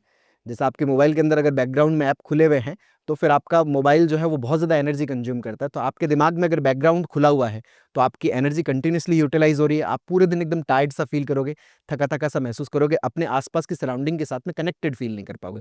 अब ये सारे सिम्पटम्स जो है, ये सब लोगों के साथ में नॉर्मली होते हैं, लेकिन इसको अपन एंग्ज़ायटी नहीं बोलते। अगर ये 2 सप्ताह या उससे ज़्यादा समय तक रहते हैं, तो फिर अपन इसको एंग्ज़ायटी की श्रेणी में रखते हैं। Correct, correct, correct. ऐसा नहीं है कि मुझे खराब फ़ील हुआ तो ये मेरा एंग्ज़ायटी है क्या? या मुझे मेरे दिमाग में नकारात्मक थॉट आ गया, तो ये मेरा एंग्ज़ायटी है क्या? ऐसा नहीं है। अगर वो एक लंबे टाइम तक रहता है और उसकी वजह से आपकी पर्सनल लाइफ़ डिस्टर्ब हो रही है, उसकी वजह से आपकी सोशल लाइफ़ है वो डिस्टर्ब हो रही है, उसकी वजह से आप अपने पर्सनल टारगेट्स हैं, जो आपकी प्रोडक्टिविटी है, ऑक्यूपेशंस है, उसको अगर आप मेंटेन नहीं रख पा रहे, तो फिर इसको आप साइकोलॉजिकल प्रॉब्लम की श्रेणी में लेके आते हो। नहीं तो ये नॉर्मल है। जैसे गुस्सा आना भी नॉर्मल है ना? कोई कह दे कि नहीं मुझे गुस्सा ना आए, तो गुस्सा ना आए ये नहीं हो सकता है ना? गुस्सा सिचुएशनली आपके अंदर अस्तित्व ने दिया है, प्रेम का इमोशन दिया है, रोने का इमोशन दिया है। जैसे कई लोग कहते हैं कि सर मुझे रोना बहुत आता है, लेकिन अगर उस रोने से आपके लाइफ में अगर कोई प्रॉब्लम क्रिएट नहीं हो रहा ना, तो वो नॉर्मल है ना?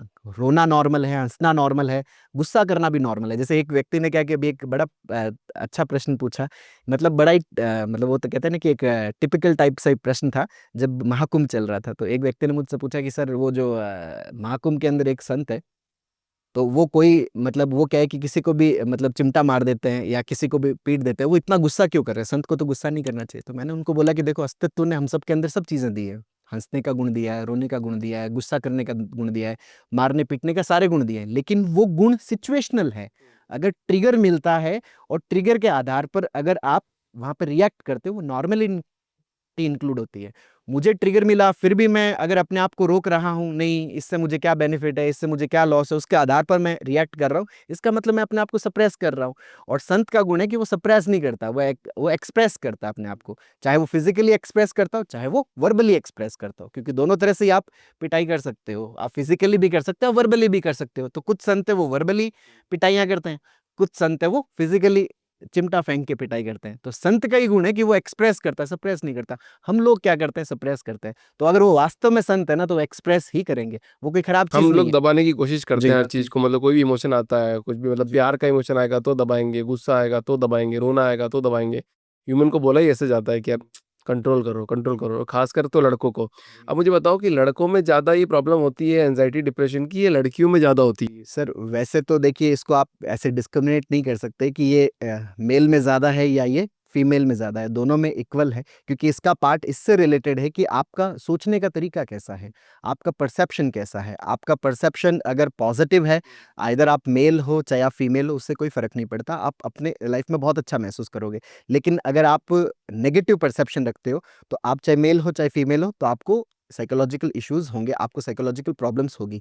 लेकिन जो स्टडीज़ के थ्रू अगर हम जाते हैं, जैसे फीमेल का जो एक डेवलपमेंटली हमारी जो सोसाइटी के अंदर शुरू से एक जो माहौल रहा हुआ है, वो सप्रेस का रहा हुआ है, उनको हर तरह से सप्रेस किया जाता है। तो उस कारण से एक ये परसेप्शन बनता है कि शायद ये फीमेल्स के अंदर बहुत ज़्यादा होती है। लेकिन अगर अपन लार्जर पूरी सब जगह के सैंपल्स को अगर अपन इकट्ठा करते हैं, तो ये इक्वल है। क्योंकि एंजाइटी के लिए हम बने नहीं हैं, नेगेटिव थॉट्स के लिए हम बने नहीं हैं। ना तो मेल का दिमाग बीमारी के लिए बना है, ना फीमेल का दिमाग बीमारी के लिए बना है।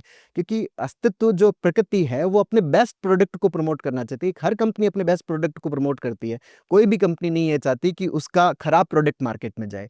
तो जब एक इंसान की बनी हुई कंपनी अपने बेस्ट प्रोडक्ट को मार्केट में लाना चाहती है, तो ये अस्तित्व तो बहुत सुपर फैक्ट्री है, इतनी परफेक्ट फैक्ट्री है, जिसको आप परमात्मा बोल दो, प्रकृति बोल दो, तो उसी के हम प्रोडक्ट हैं। तो वो एक बेस्ट दिमाग को ही तो सोसाइटी में भेजेगी। वो एक डिफेक्टिव दिमाग को क्यों भेजेगी, जो बहुत जल्दी बीमार हो जाए, वो बहुत जल्दी स्ट्रेस में चला जाए, बहुत जल्दी एंजाइटी में चला जाए? वो क्यों ऐसे दिमाग को भेजेगी? तो अस्तित्व एक बहुत ही सुपर ब्रेन उसने भेजा है, चाहे वो मेल के रूप में भेजा है, चाहे वो फीमेल के रूप में भेजा है। लेकिन लर्निंग के दरमियान हमारा अगर परसेप्शन गड़बड़ हो जाता है, तो उसके कारण फिर हम साइकोलॉजिकल इश्यूज में जाते हैं। आपका अगर नेगेटिव है, तो आप एंजाइटी में जाएंगे, मेल फीमेल होने से कोई फर्क नहीं पड़ना। और अगर आप पॉजिटिव हैं अपने परसेप्शन को लेके, तो फिर आप अच्छा महसूस करेंगे। अच्छा कन्हैया जी, बताओ कि अचानक घबराहट या एंजाइटी हो जाए तो तुरंत आराम पाने का कोई घरेलू उपाय है? हाँ सर, इसके सबसे बड़ा उपाय तो ये है कि अचानक घबराहट जो होती है, वो हमें तब होती है जब हमारा जो सिंपैथेटिक नर्वस सिस्टम है, वो ओवर एक्टिवेट होता है ना? क्योंकि fight and flight response start होता है। तो उसका जस्ट अपोजिट होता है, जिसको आप बोलते हो पैरासिम्पैथेटिक नर्वस सिस्टम, है ना? पैरासिम्पैथेटिक नर्वस सिस्टम जो होता है, वो हमें रिलैक्स करता है, वो हमें ईज़ी फ़ील करवाता है, वो हमें अच्छा महसूस करवाता है। अच्छा, पैरासिम्पैथेटिक नर्वस सिस्टम है, वो स्टिमुलेट किस तरह से होता है? वो स्टिमुलेट होने का बहुत अच्छा-सा मैकेनिज़्म है हमारा जो ब्रीथ वाला पार्ट है। अगर आप डीप ब्रीथ करते हो ना, अगर मैं लंबा और गहरा साँस लेता हूँ, है ना? जितना लंबा मैं ले सकता हूँ, जितना गहरा साँस लेता हूँ, अगर मैं लंबा और गहरा साँस ले रहा हूँ और उसको मैं धीरे-धीरे छोड़ता हूँ, जो इंस्पिरेशन और एक्सपिरेशन है, एक्सपिरेशन बहुत ज़्यादा इंपॉर्टेंट है। इंस्पिरेशन जो है, वो मैंने डीप लिया और धीरे-धीरे स्लोली, जितना मैं स्लोली उसको छोड़ता हूँ, मेरा सिम्पैथेटिक नर्वस सिस्टम है उतना ही ज़्यादा स्टिमुलेट होता है, और जितना वो स्टिमुलेट होता है, उतना ही जल्दी मैं रिलैक्स होता हूँ। तो अगर आप 5 मिनट, 7 मिनट अगर आप डीप ब्रीथ करते हो ना, आराम से आपने लंबा और गहरा सांस लिया, उसको थोड़ा-सा आपने होल्ड किया, और होल्ड करने के बाद में आपने धीरे-धीरे अपने सांस को छोड़ा। अगर आप 10-15 मिनट ये चीज़ करते हो, तो इससे आप रिलैक्स हो जाते हो। एक टेक्निक तो ये यूज़ होती है। दूसरा टेक्निक आप ये भी यूज़ कर सकते हो कि जैसे आप अपने आस-पास जो एनवायरनमेंट है ना? क्योंकि आपका अगर थॉट कंटीन्यूअसली फ़ियर वाले पे रहता है, आपकी कॉन्शियस अगर फ़ियर पे रहती है, तो आपके फ़ियर को कंटीन्यूअसली फ्यूल जाता रहेगा, आपका sympathetic nervous system continuously stimulated रहेगा। तो आप अपनी कॉन्शियस को डाइवर्ट कर पाओ, कॉन्शियसली डाइवर्ट कर पाओ। जैसे मैं अपने जो 5 सेंसरी ऑर्गन्स हैं, जैसे मैं अपने फीलिंग्स वाले पार्ट पे जाता हूँ कि मुझे जो टच हो रहा है, मेरे जो बॉडी को टच क्या फ़ील हो रहा है, मैं उस टच के ऊपर जाता हूँ, टच किस तरह का महसूस हो रहा है, तो मेरा एक बार थॉट डाइवर्ट होता है। तो ये भी मेरे सिम्पैथेटिक जो फ्यूल मिल रहा है उसको, उस फ्यूल को क्या करता है, कम करता है, पैरासिम्पैथेटिक मेरे अंदर बढ़ता है। मैं अपने विजुअल सेंस को अपने सराउंडिंग के ऊपर लेके जाता हूँ कि अच्छा, जो भी देख रहा हूँ, किस कलर का देख रहा हूँ, कितने कलर मुझे दिखाई दे रहे हैं, तो मैं उसको उस तरफ डाइवर्ट करता हूँ, तो भी मेरे अंदर रिलैक्सेशन आता है। मैं हियरिंग साउंड्स जो है, हियरिंग के ऊपर जाता हूँ, ये भी मुझे रिलैक्स करता है। जो मुझे फ़ील हो रहा है, जो गंध आ रही है, उसके ऊपर मैं अपने ध्यान को लेके जाता हूँ। बेसिकली मैं अपनी कॉन्शियस को अपने फ़ियर ट्रिगरिंग जो फैक्टर्स है वहां से मैं क्या कर रहा हूँ, एक बार के लिए डाइवर्ट कर रहा हूँ। तो ये मेरे घबराहट बेचैनी को क्या करता है, कम करता है। और सबसे और अंतिम कि आपको ये एक्सेप्ट करना होता है कि मेरे को ये घबराहट हो रहा है। ये बाकी सारे जो तरीके बता रहा हूँ ये तो है एस्केप करने के तरीके, ये एक बार के लिए आपको रिलैक्स कर देंगे, लेकिन आगे फिर घबराहट को उसी फॉर्म में रखेंगे। क्योंकि अष्टावक्र गीता के अंदर दो तरह के सॉल्यूशंस है, एक तो है ऑप्शनल सॉल्यूशन और एक है एब्सोल्यूट सॉल्यूशन। ऑप्शनल सॉल्यूशन का मतलब क्या है, तात्कालिक रिजल्ट्स देना। जैसे मान लीजिए कि एक स्टूडेंट है, वो 12th क्लास में पढ़ रहा है, उसने कोर्स किया नहीं, अब उसको घबराहट हो रही, बेचैनी हो रही है, तो कोई कहेगा कि ठीक है मेडिसिन ले लो, कोई कहेगा कि ठीक है मेडिटेशन कर लो, कोई कहेगा योगा कर लो, कोई कहेगा ठीक है ब्रीदिंग एक्सरसाइज कर लो, कोई कहेगा कि ठीक है यार आपने पढ़ा नहीं तो ठीक है टीचर से सेटिंग कर लो, है ना, वो आपको लिखवा देगा, या कोई कहेगा कि मार्कशीट ही नहीं करवा लो। ये सारे ऑप्शनल है। इससे एजुकेशन का जो वास्तविक पर्पज है वो पूरा नहीं हुआ, क्योंकि एजुकेशन का वास्तविक पर्पज था आपकी कॉन्शियस का ट्रांसफॉर्मेशन, वो नहीं होगा। तो आपके जीवन में लगातार फियर बना रहेगा, जब भी वो परिस्थिति आएगी आपको डर लगेगा। लेकिन अगर आपने इसके एब्सोल्यूट सॉल्यूशन पे जाना है तो आपको 12th का कंटेंट सीखना पड़ेगा, समझना पड़ेगा, अंडरस्टैंड करना पड़ेगा, अपनी परिस्थिति को स्वीकार करना पड़ेगा कि भाई साहब अपन ने नहीं पढ़ा, तो नहीं पढ़ने के कारण जो भी चीजें हमारे साथ में होगी वो होगी, उसको मैं स्वीकार करता हूँ, एक्सेप्ट करता हूँ, अब नई लर्निंग की शुरुआत करता हूँ। यही सेम चीज एंजाइटी में है कि मेरे थॉट्स के अंदर कहीं ना कहीं कोई लैक्यूना है जिसको मैं आइडेंटिफाई नहीं कर पा रहा, कहीं ना कहीं कुछ नेगेटिव है जिसको मैं पहचान नहीं पा रहा, उसकी वजह से मेरा जो सिंपैथेटिक फ्लो है वो बड़ा है और मैं उसको एक्सेप्ट करता हूँ। जितना आप इन सिम्टम्स को एक्सेप्ट करते हो ना, कि धड़कन बढ़ रही है आप उसको होने दो, आपको चेस्ट में पेन हो रहा है उसको होने दो, आपको चक्कर आ रहे हैं आप उसको होने दो, अगर आप उसको स्वीकार करते हो, एक्सेप्ट करते हो ना, तो आपके अंदर एक एडेप्टिव साइकिल स्टार्ट होती है। अगर आप एक्सेप्ट नहीं करते तो आपके अंदर एडेप्टिव साइकिल स्टार्ट नहीं होती। जब तक आप पहाड़ की चोटी पर नहीं पहुंच जाते तब तक ढलान नहीं आती। आपने अगर पहाड़ की चोटी बीच में से अगर आपने अपनी यात्रा को रोक दिया तो वापस जिस दिन भी शुरू करोगे ना, फिर से जीरो से शुरुआत होगी। लेकिन एक बार चोटी पे पहुंच गए ना, चोटी पे पहुंचने का मतलब क्या है कि आप अपनी एंजाइटी के फुल पीक को होने दो, जो आपके अंदर सिम्टम्स है। क्योंकि ये सिम्टम्स इस कारण से, क्योंकि इसके होने की मैकेनिज्म है। भाई कहीं पर आंधी आ रही है, तूफान आ रहा है, क्यों आ रहा है? क्योंकि उसके आने की मैकेनिज्म है। कोई ना कोई एनवायरमेंट के अंदर जो टेम्परेचर चेंज हुआ है, एयर डेंसिटी में चेंज हुआ है, उसके कारण से क्या आ रहा है, तूफान आ रहा है। वो आएगा जब तक वो जो चेंज है वो नॉर्मल नहीं हो जाता। वही सेम चीज आपके भीतर भी है कि कहीं ना कहीं आपके अंदर गड़बड़ हुआ है, कहीं ना कहीं आपके थॉट्स के अंदर गड़बड़ हुआ है। तो ये सिम्टम्स को मैं आने दूं तो मेरे अंदर एडेप्टिव साइकिल स्टार्ट होती है, और वो एडेप्टिव साइकिल पहली बार मुझे अगर 100% एंजाइटी हो रही है तो अगली बार मुझे 99% होगी, फिर 98 होगी, धीरे धीरे मैं इसको नॉर्मल कर लेता हूँ। ये एब्सोल्यूट सॉल्यूशन है इसका, कि अगर आप सिम्टम्स को होने देते हो। अब यहाँ पर भी जिन लोगों को कार्डियोफोबिया रहता है उनको बहुत ज़्यादा डर लगता है कि आप कहते हो कि सिम्टम्स को आने दो, आप कहते हो कि धड़कन को बढ़ने दो, आप कहते हो कि चेस्ट में पेन होने दो। तो ये जो धड़कन का बढ़ना, ये जो चेस्ट में पेन होना, कहीं हमारा हार्ट फट तो नहीं जाएगा, कहीं मुझे हार्ट अटैक तो नहीं आ जाएगा?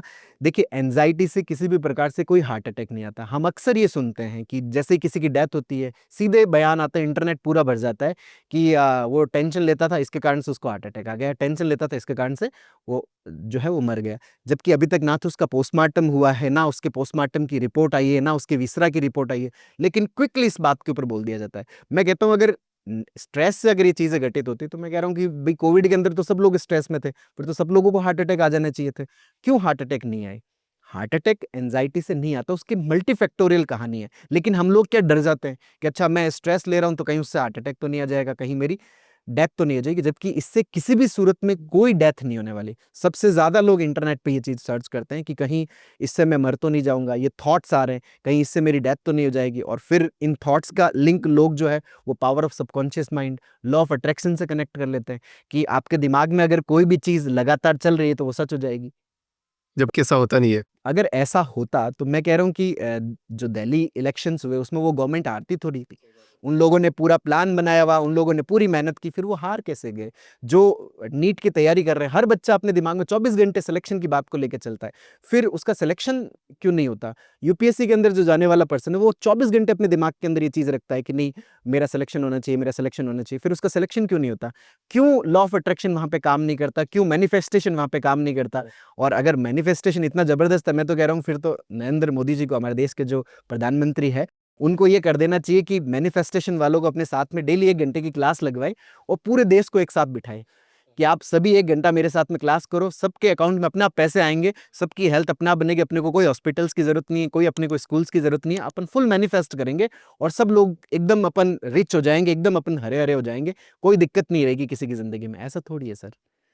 ना तो मैंने कभी नहीं सुना कि मुकेश अंबानी जी जो है पैसे को मैनिफेस्ट करने के ऊपर ज्ञान दे रहे हैं, ना एलन मस्क को मैंने कभी सुना है कि वो पैसे को मैनिफेस्ट करने का ज्ञान दे रहा है, या मार्क जकरबर्ग है वो ये बता रहे हैं कि ठीक है डेली इस तरह से 1 घंटा बैठो तो तुम्हारी जिंदगी में पैसा मैनिफेस्ट होगा।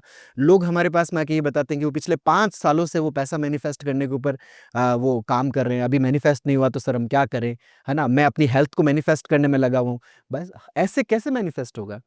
ये हमने चूंकि अपने दिमाग में बिठा रहा है कि सबकॉन्शियस माइंड सिर्फ एक स्टोर हाउस है, इसके अलावा कुछ नहीं है जो आपके पैटर्न्स को स्टोर करता है, मेमोरी को स्टोर करता है, इसके अलावा कुछ नहीं है। लेकिन हम इससे डरे हुए बहुत ज्यादा है कि कहीं ये सच ना हो जाए, क्योंकि अब मान लो मेरे दिमाग में कैंसर का विचार आ रहा है, कहीं मुझे या मेरे फैमिली को कैंसर नहीं हो जाएगा, कहीं मुझे हार्ट अटैक नहीं आ जाएगा, कोई मेरे साथ में बीमारी नहीं हो जाएगी। अब वो इंटरनेट सर्च करते ही वहां पे तो पावर ऑफ सबकॉन्शियस माइंड में यही लिखा हुआ था कि आपके दिमाग में जो चल रहा है वही आपका हो जाना है, वही सत्य हो जाएगा। तो सत्य हो जाएगा तो मुझे एक दिन पक्का हार्ट अटैक आ जाएगा, एक दिन पक्का मैं मर जाऊंगा। मतलब मैनिफेस्ट मतलब फिर ये आपको बोल देंगे ना, मैनिफेस्टेशन में आपने ढंग से मैनिफेस्ट नहीं किया। सर ढंग से मैनिफेस्ट करने का तरीका क्या? मैं ये आप कहते हो कि आपका इंटेंशन, मैं कह रहा हूँ कि जो भी चुनाव लड़ रहे थे उनका इंटेंशन भी यही था कि मैं मतलब इसको जीतना चाहता हूँ। फिर वो कहते हैं कि आप प्लानिंग करो, तो उन लोगों ने पूरी प्लानिंग करी। फिर वो कहते हैं कि आप एक्शंस लो, उन लोगों ने पूरे एक्शंस लिए। फिर गड़बड़ कैसे हो गया?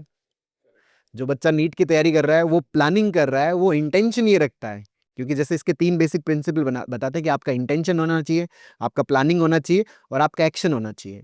तो ये तीनों चीजें सब लोग फॉलो करते हैं।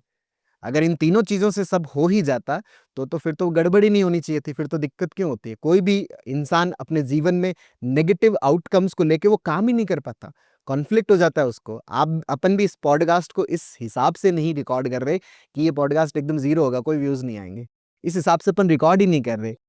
हर चीज करने की कोशिश कर रहे हैं, फिर भी परिस्थिति अपने हिसाब से होगी तो ही काम होगा। तो ही काम होगा, नहीं तो नहीं होगा। मैं आपकी वीडियो देख देख के इंस्पायर हो रहा हूँ। मैं काम करते रहो, वो अपने आप जो चीजें होनी होगी हो जाएगी। वो मैनिफेस्टेशन में बिलीव नहीं कर रहा मैं। और जितना एक्सटेंसिवली जितनी मेहनत है, जितनी बॉडी में सांस जान है, उतना करते रहो, जब तक होगा देखा जाएगा।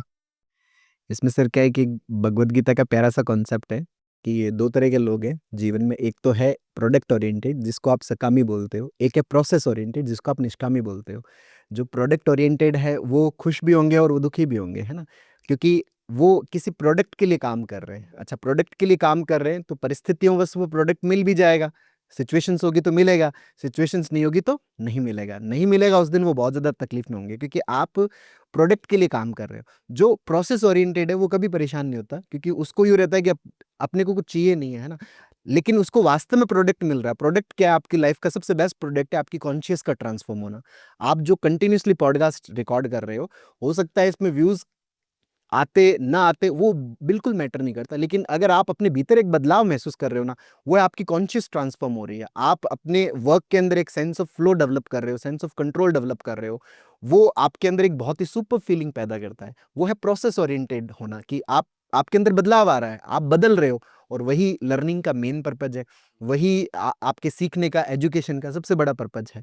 तो कि आप प्रोसेस ओरिएंटेड है, प्रोडक्ट ओरिएंटेड नहीं है। और भगवान श्री कृष्ण ने भी ये बोला है कि जो प्रोडक्ट ओरिएंटेड जो पर्सन्स है वो निचले स्तर के पर्सन्स है, और जो प्रोसेस ओरिएंटेड पर्सन है वो उच्च स्तर के पर्सन्स है। ये तो मजा ही कमा, तो बात ही हमने गजब बोल दी। मैं तो सोच रहा था, मैं इतना काम करूंगा कि मतलब मैं 150 लोगों से मतलब मैं बात करना चाहता हूँ कि क्या मन में चल रहा है, क्या समझाना चाहते हैं, क्या करना चाहते हैं। तो लोग सोच रहे हैं हम साल 2 साल में 150 पॉडकास्ट रिकॉर्ड करेंगे। मैं सोच रहा हूँ 1 महीने में करूंगा मैं। इतने लोगों से बात करने की इच्छा है मेरी, और वो कंटिन्यू मैं करता रहना चाहता हूँ। मैंने सोचा कि अभी मेरी लाइफ का एक वैसा प्रोसेस बन गया है कि काम तो करना ही है हमेशा। ऐसा तो नहीं है कि आप बैठ के खा सकते हो।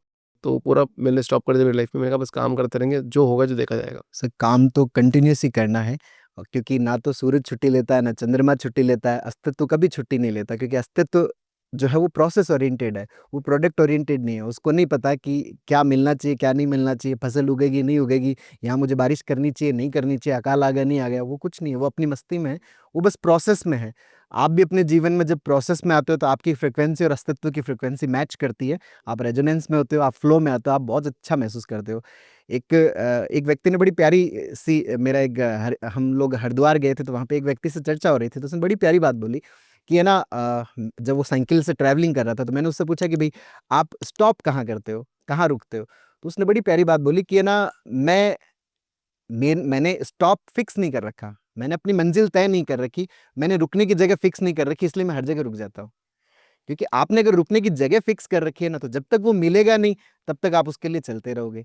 लेकिन अगर आपने ये रुकने की जगह फिक्स नहीं की, तो जहां आप रुके हो ना, वो भी आपके लिए पूर्णता पैदा करता है। लेकिन अगर आप रुकने की जगह फिक्स करते हो, तो आप कहीं पर भी बीच में रुकते हो ना, तो वो आपके भीतर पूर्णता पैदा नहीं करता। पूर्णता पैदा नहीं करता तो आपके अंदर आनंद नहीं आता, आपको लगता है कि अभी भी अधूरा है, अभी भी पहुंचना बाकी है, चलो फिर चलते हैं, फिर चलते हैं। और जैसे ही आप वहां पे पहुंचते हो, उस जैसे ही आपको कोई भी चीज मिलती है, अब मिलने के बाद में फिर से नई कहानी आपकी शुरू हो जाती है।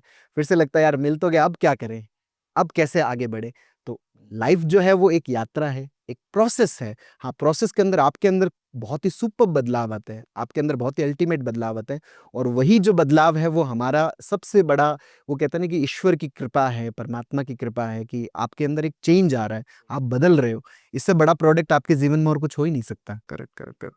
अच्छा, जैसे एक बात बताओ कि जैसे मान लो कि अगर लड़के अगर थेरेपी लेते हैं और उसी से ठीक हो जाते हैं, तो जिम में ऐसा सॉन्ग सुनते हुए क्यों पा जाते हैं वो गाना एकदम चला के, ताकि उनको लगता है कि उनकी सारी एंग्जायटी, डिप्रेशन वही सब खत्म हो जाएगी? सर ना ना तो मतलब एंजाइटी, डिप्रेशन, ये जितनी भी चीज़ें हैं, ये आपके लिए एक टेम्पररी रिलीफ का काम करती है। जैसे अपन ने थोड़ी देर पहले ही बात किया था कि एक तो टेम्पररी सॉल्यूशंस है, एक तो ऑप्शनल सॉल्यूशन है, एक एब्सोल्यूट सॉल्यूशन है।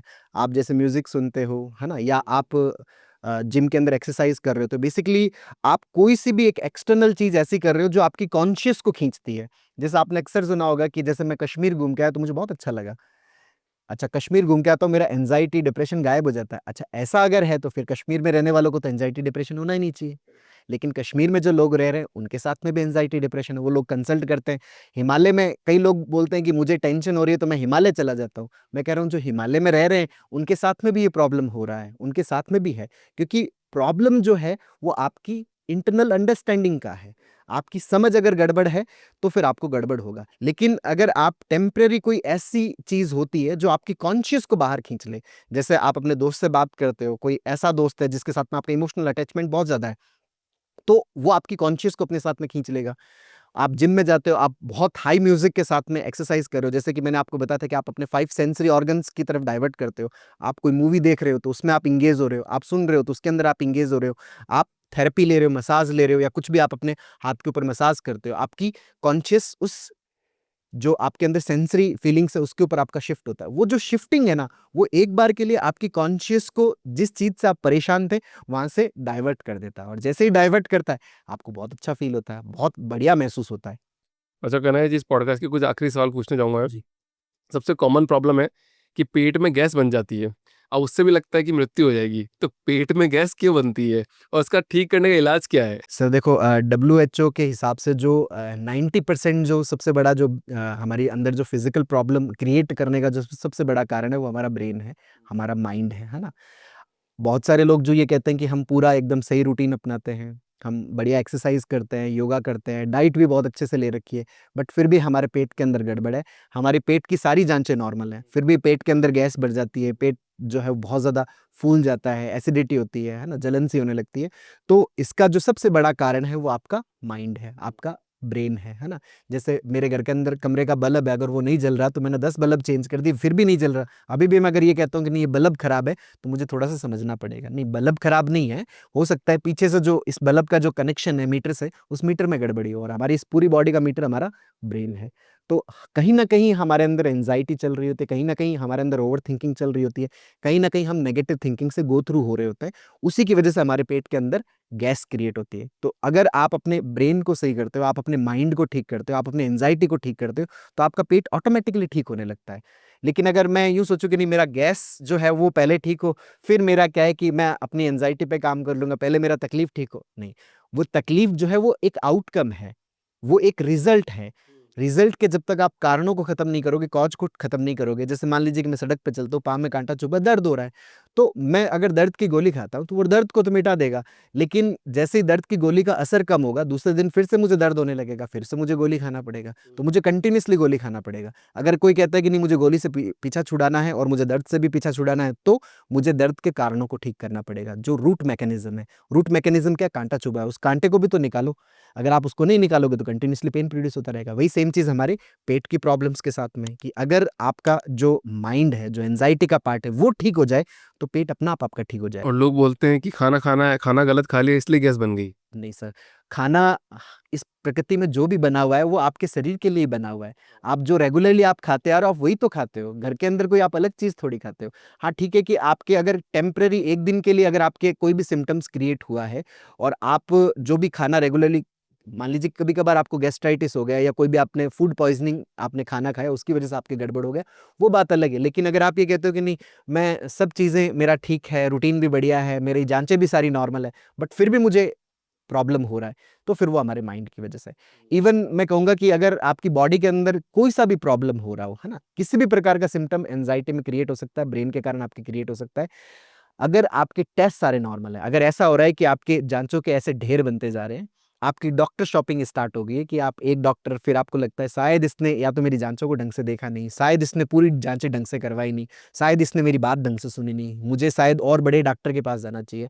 आपकी कंटिन्यूसली डॉक्टर शॉपिंग स्टार्ट है और आपके अंदर शिफ्टिंग पेन स्टार्ट है कि कभी आपका पेट का हो रहा है, पेट का थोड़े टाइम में हाँ सर वो तो ठीक हो गया, अब मेरे कमर का नया प्रॉब्लम शुरू हो गया, अब ये ठीक हो गया, मेरी चेस्ट में नया प्रॉब्लम शुरू हो गया, ये ठीक हो गया। अगर शिफ्टिंग हो रहा है या एक जगह पे लेकिन आपकी जांचें सारी नॉर्मल है बट स्टिल आपके साथ में प्रॉब्लम है, चक्कर आ रहे हैं, जांचें सब कुछ नॉर्मल है, तो इसका मतलब वो आपके माइंड के कारण से, आपकी एंजाइटी के कारण से। और डब्ल्यूएचओ का स्टेटमेंट है कि 10 से 15% प्रॉब्लम है ना वही फिजिकल है, बाकी आपकी बॉडी के अंदर जो 85 टू 90% जो प्रॉब्लम्स है वो सारी हमारे माइंड की वजह से है। अच्छा माइंड कैसे रखा जाए एक अच्छी ज़िंदगी जीने के लिए, ताकि कोई प्रॉब्लम ना हो ज़िंदगी में, अच्छे थॉट प्रोसेस कैसे रखा जाए उसका एक तरीका बता दो? सर देखिए, ये एक जो प्रश्न है ये इस प्रश्न के अंदर जैसे मान लीजिए कि 10 नंबर है, 1 नंबर, 2, 3, 4, 5, 6, 7, 8, 9 और 10। आपके लिए मान लो कि सही नंबर जो है वो 7 नंबर है ना? तो आप अगर उस 7 नंबर को सीधा-सीधा अगर आप चुन लेते हो, तो आप उसके ऊपर टिक के नहीं रह पाओगे। क्योंकि आपके मन में ये डाउट पैदा होगा कि हो सकता है दूसरा या तीसरा वो मेरे लिए बना हो। क्योंकि लोग जो उसकी तारीफ़ें करना शुरू करते हैं तो आपको कॉन्फ्लिक्ट पैदा होता है कि यार 7वां नंबर मेरे लिए सही नहीं है, हो सकता है मेरे लिए 5वां नंबर सही था, है ना? हम इंटरनेट आज पूरी तरह से भरा हुआ है कि सही ज्ञान क्या है, सही नॉलेज क्या है और सिखाने वाले इतने ज़्यादा हैं और न्यूज़ पहुँचने का इतना अच्छा तरीका है, इन्फॉर्मेशन पहुँचने का इतना सा तरीका है। आप चैट जीटीपी पे सीधा डाल दो या आप गूगल पे सीधा लिख दो, वो भी आपको एक सही दिनचर्या बता देगा। फिर भी गड़बड़ क्यों है? क्योंकि हम ये कहते हैं ना कि सीधा-सीधा रास्ता, वो सीधा रास्ता जो मेरे माइंड को बेहतर करता है, वो सीधा रास्ता वो सिर्फ़ मेरे लिए है, वो आपके लिए नहीं है। हम सब अलग-अलग फ़ेज़ के लोग हैं। कुछ इसको यूँ समझिए कि मान लीजिए कि मैं 9 फ़ेज़ का हूँ, आप 8 फ़ेज़ के हैं, बाकी 7 के हैं, कोई 5 का है। तो 9 फ़ेज़ वाला अगर एक बार किसी चीज़ को करेगा, तो उसको 10 नंबर मिल गए, 10 नंबर मिलते मान लो हैप्पीनेस मिलती है। तो अब 8 वाला सोचेगा कि 9 ने जैसा किया है, मैं भी वैसा कर लेता हूँ। उसने भी एक कदम चला तो वो उम्मीद ये कर रहा है कि मेरे पास भी 10 होना जाना चाहिए था क्योंकि 9 वाले को 10 मिला।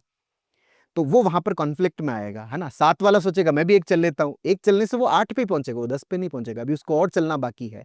तो हम सब अलग-अलग फ़ेज़ के लोग हैं, तो अलग-अलग फ़ेज़ के लोग हैं तो उन सब के सॉल्यूशंस भी अलग-अलग है। जैसे मुझे अगर एक चीज़ ने मुझे अगर बेहतर महसूस करवाया तो इसका मतलब ये नहीं कि आपको भी वो चीज़ बेहतर महसूस करवाएगी। अगर ऐसा होता तो भगवद गीता को पढ़ने वाले, भगवद गीता को ओरेट करने वाले, उसको एक्सप्लेन करने वाले अब तक लाखों, करोड़ों, अरबों लोग आ चुके हैं, लेकिन कृष्ण कोई भी नहीं बन पाया। बुद्ध के ज्ञान को ओरेट करने वाले, बुद्ध के ज्ञान को बोलने वाले और बुद्ध से भी ज़्यादा बेहतर व्याख्या करने वाले इतने लाखों करोड़ों लोग आ गए, लेकिन बुद्ध कोई भी नहीं बन पाया क्योंकि कृष्ण ने जो बोला, वो उन्होंने जैसा जिया उसको एक्सप्लेन किया। लोगों ने उसी को ही अपना एक दिनचर्या बना लिया कि हमें ये ऐसे-ऐसे करना है। वो कृष्ण की परिस्थितियाँ कृष्ण के हिसाब से सही था। बुद्ध ने जो बोला, उन्होंने अपने जीवन में जो जैसा महसूस किया, उसको उन्होंने बोला। उसके आधार पर लोगों ने उसी चीज़ को अपने जीवन की दिनचर्या बना लिया। वो कृष्ण का रास्ता था, एक रास्ता बुद्ध का था, एक रास्ता महावीर का था। हमारा वो रास्ता, हमारी परिस्थिति अलग है, हमारी सिचुएशंस अलग है, हमारे रास्ते अलग है, हमारी लर्निंग्स अलग है। तो ये जो 7 नंबर तक एग्ज़ैक्ट पहुँचने का जो पार्ट है ना, इसके लिए कभी आपका 1 नंबर आएगा, कभी आप 9 पे पहुँचोगे, कभी आप 4 पे पहुँचोगे, कभी आप 5 पे पहुँचोगे, कभी सडनली आप 7 पे पहुँचोगे। सारे ऑप्शंस ट्राई करते-करते धीरे-धीरे आप 7 पे पहुँचोगे और यही लर्निंग का बेस्ट वे है। इसी से ही आपका दिमाग मजबूत होता है, इसी से आपकी शेपिंग होती है, आपके वर्क की शेपिंग होती है। अदरवाइज़ आप क्या ये चीज़ कंट्रोल कर सकते हो क्या कि आज मैं क्या है कि वायरल होने वाला मैं पॉडकास्ट रिकॉर्ड करता हूँ। आप कर सकते हो क्या? अच्छा, वीडियोज़ में भी ऐसा होता है कि मुझे कई बार ऐसा लगता है कि यार ये खराब वीडियो बना है, इसको मैं डिलीट मार देता हूँ। जैसे मैं जब शुरू-शुरू में ये लगता था कि मैं इसको डिलीट कर दूँ, ये अच्छा वीडियो नहीं बना। मैंने अगर उस वीडियो को अपलोड कर दिया तो उसके ऊपर इतने ज़बरदस्त व्यूज़ आए और किसी में मुझे लगा कि यार इसमें तो बहुत सुपर्ब आज नॉलेज अपन ने डिलीवर कर दिया, ये तो एकदम एकदम तबाही मचा देगा, इस तरह का वीडियो, उस पे व्यूज ही नहीं है। कैसे आप इस चीज को, एक सही स्ट्रेटेजीज को कैसे आप कंट्रोल करते हो?